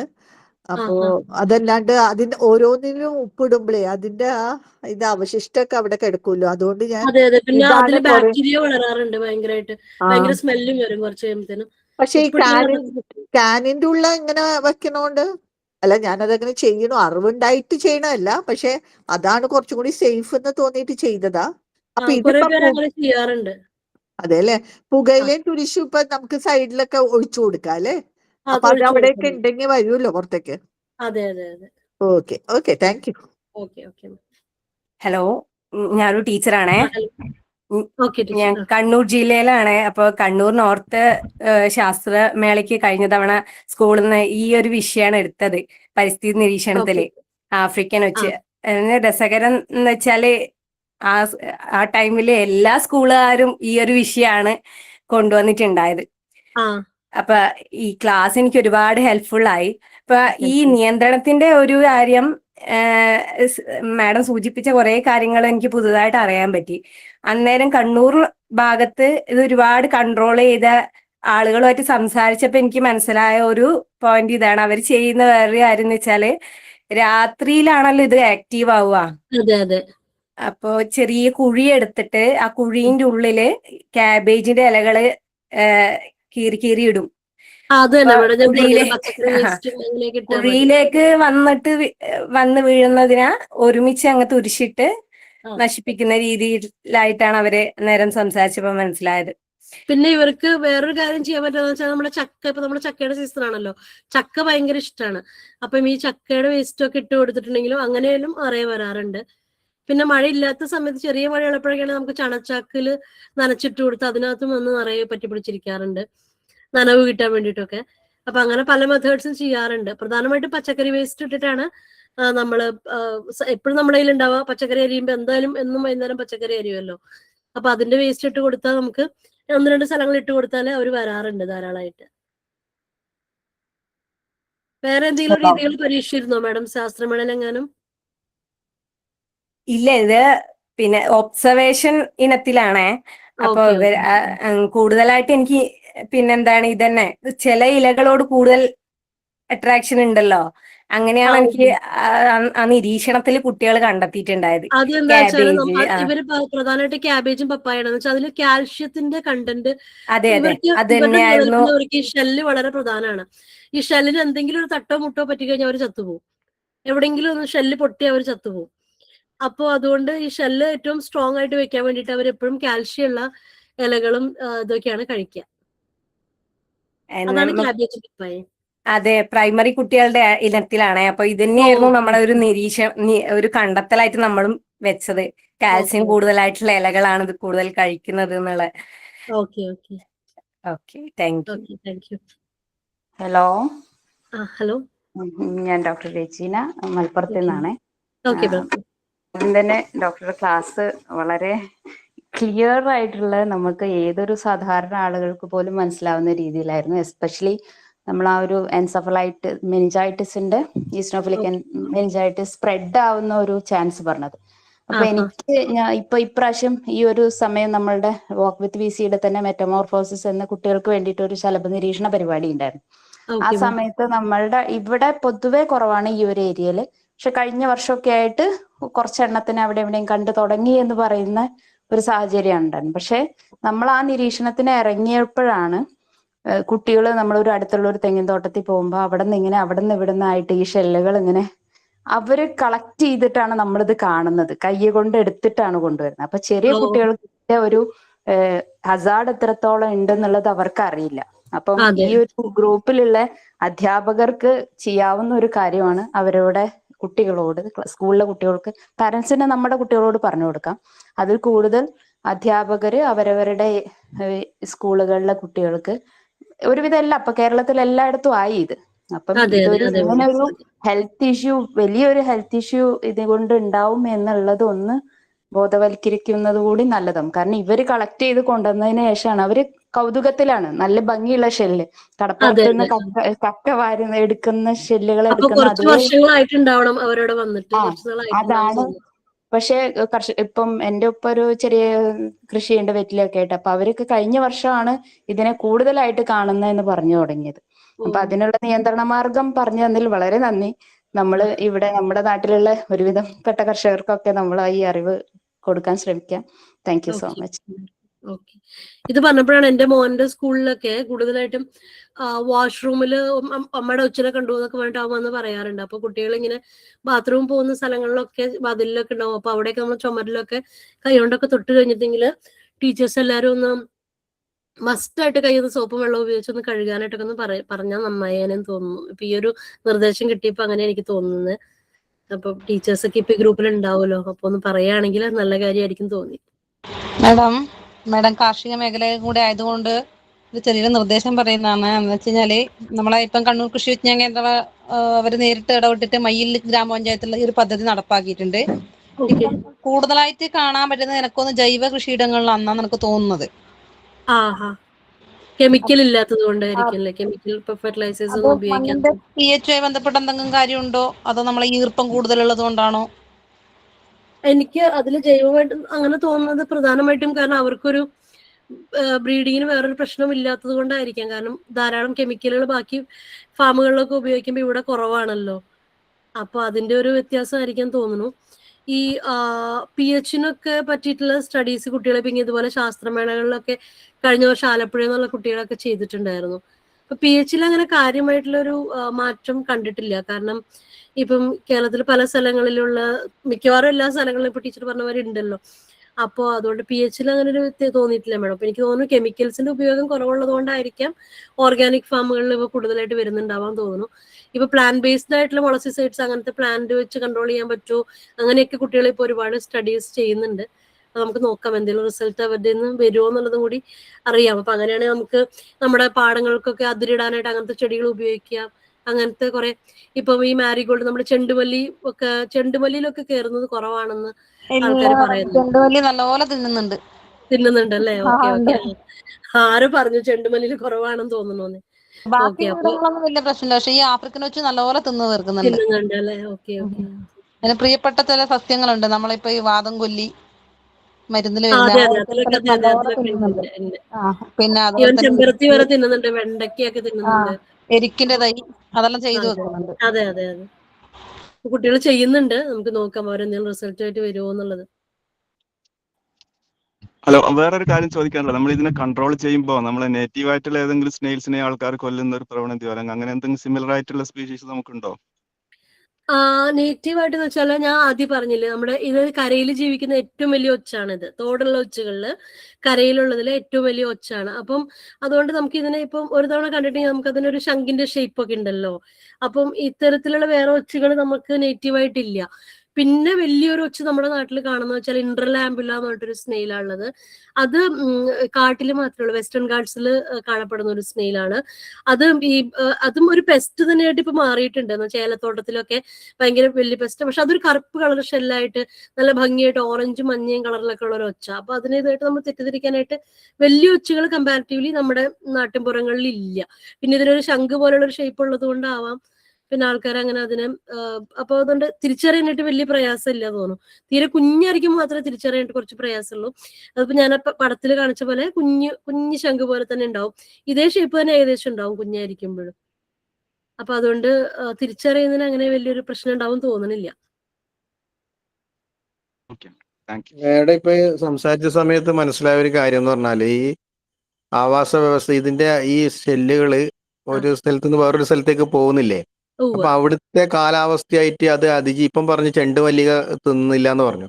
അപ്പൊ വേറെ എടുക്കുന്ന പറഞ്ഞത് അത് തിന്നുന്നുണ്ടെന്ന് പറഞ്ഞു. തിന്നുന്നുണ്ടെന്ന്. അതെ അപ്പൊ അതെ. ഓരോ സ്ഥലത്തുനിന്നും അത് അതിജീവിക്കുന്നുണ്ട്. കാരണം അതിന്റെ ജീവൻ നിലനിർത്താൻ വേണ്ടിയിട്ട് അത് പുതിയത് കണ്ടെത്തിയിട്ട് അതിൽ നിന്ന് അതിജീവിച്ചുകൊണ്ട് മുന്നോട്ട് പോകുന്നതാണെന്ന് മനസ്സിലാകാൻ പറ്റിയിട്ടുണ്ട്. അതെ അതെ. ഞാൻ ഇടുക്കിയിലുള്ള കാര്യം പറഞ്ഞല്ലോ. നമ്മൾ സാധാരണ ഭയങ്കര തണുപ്പുള്ള സ്ഥലത്ത് അത് ഉണ്ടാവില്ല എന്നായിരുന്നു 2022 വരെ നമ്മൾ വിചാരിച്ചിരുന്നത് ഇടുക്കിയിലെ ഒച്ച് ഉണ്ടാവില്ല എന്ന് തന്നെയാണ്. പക്ഷെ ഡിസംബറിലെ കൊടും തണുപ്പിൽ പോലും ഇടുക്കിയിൽ അവർ ജീവിച്ചിട്ടുണ്ട്. അപ്പം നമ്മൾ മനസ്സിലാക്കേണ്ട കാര്യം എന്ന് വെച്ചാൽ ഓരോ വർഷങ്ങൾ കഴിയും തോറും ഒച്ചുകളുടെ ഇത് കൂടിക്കൊണ്ടിരിക്കുകയാണ്. അതായത് അവരുടെ ഒരു എന്താ പറയാ നമ്മുടെ ഒരു കാലാവസ്ഥയിൽ അതിജീവിക്കാനുള്ള കഴിവുകൾ കൂടിക്കൊണ്ടിരിക്കുകയാണ്. അപ്പൊ അതിനെപ്പറ്റി കൂടുതലായിട്ട് ഇനിയിപ്പോ ജനറ്റിക് ലെവലിലൊക്കെ എങ്ങനെയാണ് ജീനുകളിൽ എന്തെങ്കിലും മാറ്റം ഉണ്ടാവുന്നുണ്ടോ, ആ വക പഠനങ്ങളൊക്കെ നമ്മൾ നടത്തേണ്ടതായിട്ടുണ്ട്.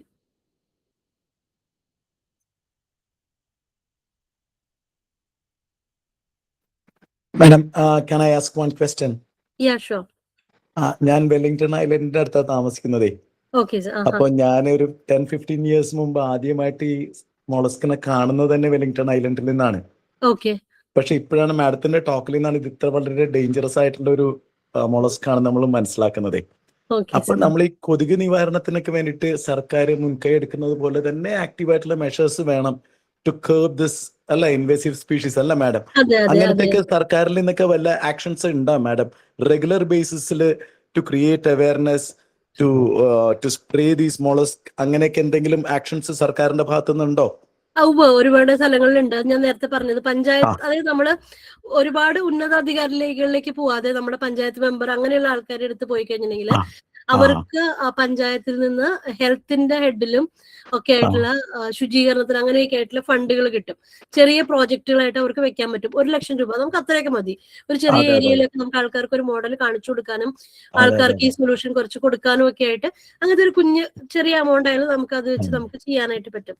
അപ്പം അങ്ങനെ ഗവൺമെന്റിന്റെ ഭാഗത്ത് നിന്ന് ചെയ്യാൻ പറ്റും. പക്ഷെ എന്താ പ്രശ്നം എന്ന് വെച്ചാല് പല സ്ഥലങ്ങളിലും അവർ 1 പ്രാവശ്യം 2 പ്രാവശ്യം ചെയ്തിട്ട് അങ്ങോട്ട് നിർത്താണ്.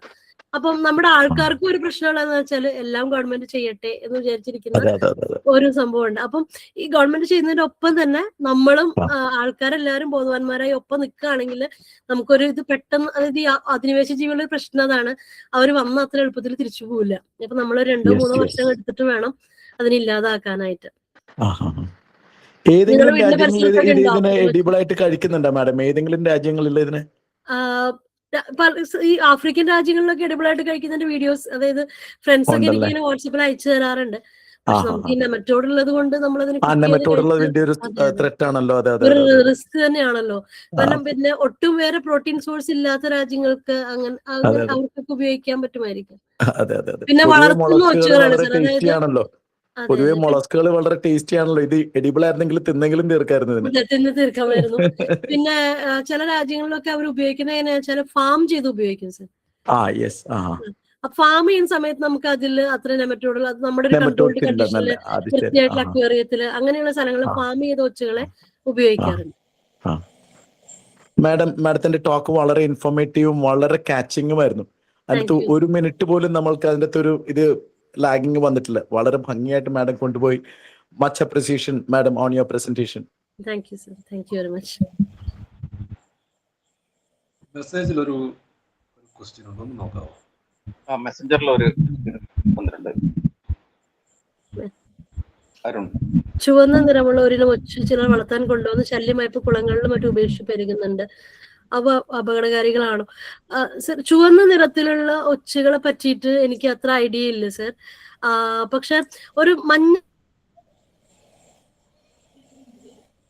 കളറിലുള്ള ഒരു ഒച്ചുണ്ട് സർ. അതായത് ഇപ്പം നമ്മള് പല അക്വേറിയത്തിൽ നമ്മൾ കാണും. നമ്മളിപ്പം ഈ അക്വേറിയത്തിൽ സാധനങ്ങൾ വാങ്ങിക്കാൻ, മീനുകൾ വാങ്ങിക്കാൻ പോണ സ്ഥലങ്ങളിൽ അവിടുത്തെ ടാങ്കിൽ ഒരു മഞ്ഞ കളർ വലിയ ഒച്ച്, നല്ല ഭംഗിയാണ് കാണാനൊക്കെ. പക്ഷെ അത് ഈ പൊമേസിയുടെ ഓർണമെന്റൽ സ്പീഷീസ് ആണ് അത്. പക്ഷെ നമ്മുടെ പാലക്കാട് IRTCയിൽ ഇങ്ങനെ കൊണ്ടുവന്ന ഒരു ഒച്ച് അവരുടെ അക്വേറിയത്തിൽ പെരുകി അവർക്ക് ഭയങ്കര പ്രശ്നമായിട്ട് അവർ കുറെ എണ്ണത്തിനെ കളക്ട് ചെയ്ത് കളയുന്നതായിട്ട് കണ്ടിട്ടുണ്ട്. ചുവന്ന നിറത്തിലുള്ള, മഞ്ഞ നിറത്തിലുള്ളതാണ് നല്ല ഭംഗിയുള്ള, ഓമന മഞ്ഞ നിറം എന്നൊക്കെ പറയില്ല, അങ്ങനെ നല്ല ഭംഗിയുള്ള മഞ്ഞ നിറത്തിലുള്ള ഒരു ഒച്ചിനെയാണ് നമ്മൾ കണ്ടിരിക്കുന്നത്.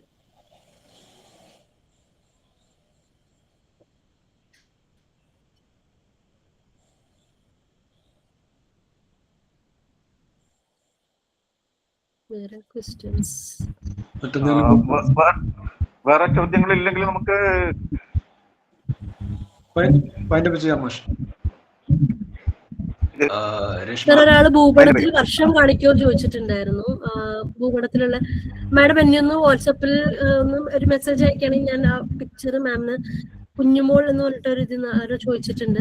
ഭൂപടത്തിലുള്ള വർഷം ഒന്ന് കാണിക്കുമോ എന്ന് ചോദിച്ചിട്ടുണ്ടായിരുന്നു. അത് ഞാൻ മാമിനെ എക്സ്പ്ലെയിൻ ചെയ്യാം. എനിക്കൊന്ന് മെസ്സേജ് അയച്ചാൽ നന്നായിരിക്കും. എനിക്ക് ചേച്ചി ഞങ്ങൾ അവരെ കോൺടാക്ട് നമ്പർ കൊടുക്കും. ഒരു കാര്യം കൂടെ പറഞ്ഞു. ഞാൻ ഇടയ്ക്ക് കുറച്ചുകൂടി ഫീഡ്ബാക്ക് ക്വസ്റ്റ്യൻസ് ഞാൻ മിസ് ചെയ്തു. ഇടയ്ക്ക് ഒരു ഫോൺ വന്നിരുന്നു. ഞങ്ങളുടെ വീട്ടില് ഉപ്പൻ എന്ന് പറഞ്ഞ പക്ഷിയില്ലേ, ഇതിനേക്കാൾ തിന്നുന്നുണ്ട്. ഉവ്വ് മാം. ഉപ്പൻ അതിന്റെ ഇപ്പൊ ഒരു നാച്ചുറൽ പ്രൊഡക്ടർ പോലെ നമ്മുടെ നാട്ടില് ഉപ്പനാണ് വന്നുകൊണ്ടിരിക്കുന്നത്. ഉപ്പനാണ് ഇപ്പൊ ഞങ്ങളുടെ വീട്ടിലെ താരം. വളരെ വളരെ ഇൻഫോർമേറ്റീവ് ആയിരുന്നു. നല്ല സെഷൻ ആയിരുന്നു ma'am. Thank you. Thank you ma'am. Madam hello, ഞാൻ നേരത്തെ ചോദിച്ചില്ലേ ചുവന്നതോ മഞ്ഞ നിറമുള്ള ഒച്ചുകളുണ്ടല്ലോ വളർത്തുന്ന അലങ്കാരത്തിന്, അത് അപകടകാരികളാണോ? സാർ, അതാ ഞാൻ പറഞ്ഞത്. അവിടെ പാലക്കാട് IRTCയിൽ അവരിങ്ങനെ വളർത്താനായിട്ട് 1-2 ഇട്ടിട്ടുണ്ടായിരുന്നു. പക്ഷെ അത് പിന്നെ ഞാൻ IRTCയിൽ പോക്കാൻ പോയപ്പോ അവരതിന്റെ കുറെ ഷെല്ല് അവരിങ്ങനെ കുന്നുകൂട്ടിയ ഒരു സ്ഥലത്ത് ഇട്ടിരിക്കുന്നു. അപ്പൊ അത് അവരുടെ മീൻ വളർത്തുന്ന കുളത്തിൽ വല്ലാതെ പെരുകി പ്രശ്നമായി എന്ന് പറഞ്ഞിട്ട് അവര് പുറത്ത് ഇട്ടിട്ടുണ്ടായിരുന്നു. അപ്പൊ ഞാൻ അങ്ങനത്തെ ഒരെണ്ണത്തിനെ വാങ്ങിയിട്ട് ഞങ്ങളുടെ ഓഫീസിലൊരു അക്വേറിയത്തിൽ വളർത്തി നോക്കി. അപ്പൊ അവര് ധാരാളം മുട്ടയിടും, കുഞ്ഞുങ്ങൾ വിരിയൊക്കെ ചെയ്യുന്നുണ്ട്.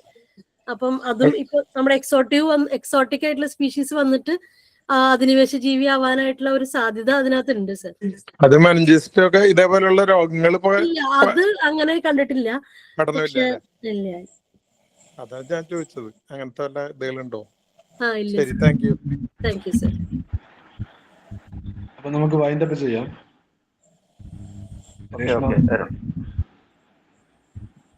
രേഷ്മ. ഹലോ, കേൾക്കാമോ? വോക്ക് വിത്ത് വിസി കൂട്ടായ്മയുടെ 25ാം വെബിനാർ ആയിട്ടുള്ള ആഫ്രിക്കൻ ഒച്ച് ഒരു അധിനിവേശ കഥ എന്ന വിഷയത്തിൽ ക്ലാസ് എടുത്ത ഡോക്ടർ കീർത്തി വിജയന് നന്ദി പറയുക എന്നുള്ളതാണ് എന്റെ കർത്തവ്യം. ഏറ്റവും ലളിതമായിട്ട് ജൈവ അധിനിവേശം എന്താണെന്നുള്ള ഒരു ബേസിക് ഡെഫിനിഷൻ തൊട്ട് എന്താണ് എക്സോട്ടിക് സ്പീഷീസ്, എന്താണ് അത്, എപ്പോഴാണ് അത് ഇൻവേസീവ് ആയിട്ട് മാറുന്നത് എന്നുള്ള ആ ഒരു കറക്റ്റ് ഡെഫിനിഷൻ പലതും നമുക്ക് അറിയില്ല. നമ്മൾ എക്സോട്ടിക് ഇൻവേസീവ് രണ്ടും ഒന്നാണ്, അല്ലെങ്കിൽ അത് എന്താണ് തമ്മിലുള്ള ഒരു വ്യത്യാസം നമുക്ക് അറിയില്ലായിരുന്നു കൃത്യമായിട്ട്. അപ്പൊ എങ്ങനെയാണ് എക്സോട്ടിക് ഇൻവേസീവായി മാറുന്നെന്നുള്ളതിന്റെ ആ ഒരു ജേർണിയും അത് കൃത്യമായിട്ട് പറഞ്ഞു തന്നു. അതുപോലെ കിഴക്കൻ ആഫ്രിക്കൻ സ്വദേശിയായിട്ടുള്ള ഒച്ചുകൾ എങ്ങനെ നമ്മുടെ വീട്ടുമുറ്റം വരെ എത്തി എന്നുള്ള ഒരു കഥ, ആ കഥ വളരെ കൃത്യമായിട്ട് പറഞ്ഞു. അതോടുകൂടി ഒരു റിസർച്ചറും കൂടെ ആയി എനിക്കിതിന്ന് തോന്നിയ ഒരു ഗുണപാഠമായിട്ട്, ഒരു റിസർച്ച് അല്ലെങ്കിൽ ഒരു ഗവേഷക അല്ലെങ്കിൽ ഗവേഷകൻ എന്ന് പറയുന്ന ആള് അത്രമാത്രം ഒരു അശ്രദ്ധ ഉണ്ടാവാൻ പാടില്ല. അത് ചെറിയൊരു അശ്രദ്ധ പോലും എത്രമാത്രം വലിയ ഒരു പ്രശ്നത്തിലേക്കാണ് കൊണ്ടുപോകുന്നത്, അല്ലെ കൊണ്ടുപോകാൻ സാധ്യതയുള്ളതെന്നൊരു തിരിച്ചറിവും കൂടെ ഇതിൽ നിന്ന് കിട്ടി. ഇപ്പൊ ആ കൊണ്ടുവന്ന 2 ഒച്ചിൽ നിന്നാവില്ല ചിലപ്പം ഒരുപാട് ഇപ്പൊ വരെ നിൽക്കുന്നത്. എങ്കിൽ പോലും ആ 2 ഒച്ചിൽ നിന്ന് കുറേയധികം ജനറേഷൻസ് പോയിട്ടുണ്ടാവും, കുറേയധികം പ്രശ്നങ്ങൾ ഉണ്ടായിട്ടുണ്ടാവും. അപ്പോൾ ഒരു റിസർച്ചർ എന്ന നിലയിൽ കുറച്ചും കൂടി കരുതലോടെ നീങ്ങണം എന്നുള്ള ഒരു ഓർമ്മപ്പെടുത്തലും കൂടിയായിട്ട് അതിനെ ഞാൻ കാണുന്നു. അതുപോലെ തന്നെ കൃഷിയിടത്തിൽ അല്ലെങ്കിൽ കാർഷിക വിളകൾക്ക് പ്രശ്നങ്ങൾ ഉണ്ടാക്കുന്നു എന്നുള്ളൊരു നോളജ് നമുക്ക് ഉണ്ട് എല്ലാവർക്കും. പക്ഷെ ഇതൊരു കോൺക്രീറ്റ് ഒക്കെ കാൽസ്യത്തിന് വേണ്ടി കഴിച്ച മതിലൊക്കെ പൊളിക്കുന്ന, അല്ലെ വീടുകളിൽ താമസിക്കാൻ പറ്റാത്ത അവസ്ഥയിലേക്ക് ഇത് മാറുന്നുണ്ടെന്നുള്ളതൊരു ഭീകരാന്തരീക്ഷം തന്നെ സൃഷ്ടിക്കുന്നുണ്ട്. അതുപോലെ തന്നെ ഈ ഒരു അസുഖം, ഈ മെനിഞ്ചൈറ്റിസ് എന്ന് പറയുന്ന ഒരു അസുഖം, അതും കുട്ടികൾ അറിയാതെ അതെടുത്ത് കഴിക്കുമ്പോഴുണ്ടാകുന്ന പ്രശ്നങ്ങൾ, കുട്ടികളെ ഇത് ബാധിക്കുമ്പോൾ അത് ശരിക്കും നമുക്കൊരു വളരെയധികം നമുക്കത് വളരെയധികം ഒരു പ്രശ്നമുള്ള ഒരു കാര്യമാണ്. അപ്പൊ അതിനെപ്പറ്റിയൊക്കെ നമുക്ക് കൂടുതൽ മനസ്സിലാക്കിയത് കൊണ്ട് തീർച്ചയായും ഇതിൽ പങ്കെടുത്ത ഓരോരുത്തർക്കും നമ്മളിൽ നിന്ന് ഒരു 10 പേർക്കെങ്കിലും ഇതൊന്ന് പറഞ്ഞു കൊടുക്കാനോ അല്ലെങ്കിൽ ഇതിന് വേണ്ട മുൻകരുതലുകൾ പറഞ്ഞു കൊടുക്കാനോ ഈ ക്ലാസ് കൊണ്ട് വളരെയധികം ഉപയോഗപ്രദമായിരിക്കുമെന്ന് എനിക്ക് ഉറപ്പുണ്ട്. അപ്പോ അതുപോലെ നിയന്ത്രണത്തെ കുറിച്ച് എങ്ങനെ നിയന്ത്രിക്കാം, എങ്ങനെ അത് പഞ്ചായത്ത് വഴി കൈകാര്യം ചെയ്യാം, അതായത് ആദ്യം തൊട്ട് എന്താണ് ആഫ്രിക്കൻ ഒച്ച, എങ്ങനെ ഇത് വന്നു, എങ്ങനെ ഇതിനെ നിയന്ത്രിക്കാം, എന്തൊക്കെ പ്രശ്നങ്ങളാണ് ഇത് ഉണ്ടാക്കുന്നത്, പഞ്ചായത്ത് വഴി അല്ലെങ്കിൽ ഒരു കൂട്ടായ്മ വഴി എങ്ങനെ ഇതിനെ നമുക്ക് നിയന്ത്രിച്ച് നിർത്താം എന്ന് വരെയുള്ള A to Z കാര്യങ്ങൾ ഈ ഒരു വെബിനാറിൽ പറഞ്ഞിട്ടുണ്ട്. അപ്പൊ ഇത്രയും കൃത്യമായിട്ട് ഇത്രയും ലളിതമായിട്ട് സാധാരണക്കാർക്ക് മനസ്സിലാവുന്ന രീതിയിൽ ഈ ക്ലാസ് എടുത്ത doctor Keerthy Vijayan work with VC കൂട്ടായ്മയുടെ പേരിൽ ഞാൻ നന്ദി പറയുകയാണ്. അതുപോലെ തന്നെ വളരെ നല്ല ചോദ്യങ്ങൾ ഉണ്ടായിരുന്നു. അപ്പൊ ചോദ്യങ്ങൾ ചോദിച്ചവരെ പങ്കെടുത്തവരെ ഞാൻ കൂട്ടായ്മയുടെ പേരിൽ നന്ദി പറയുന്നു. Thank you. ചേച്ചി അവര്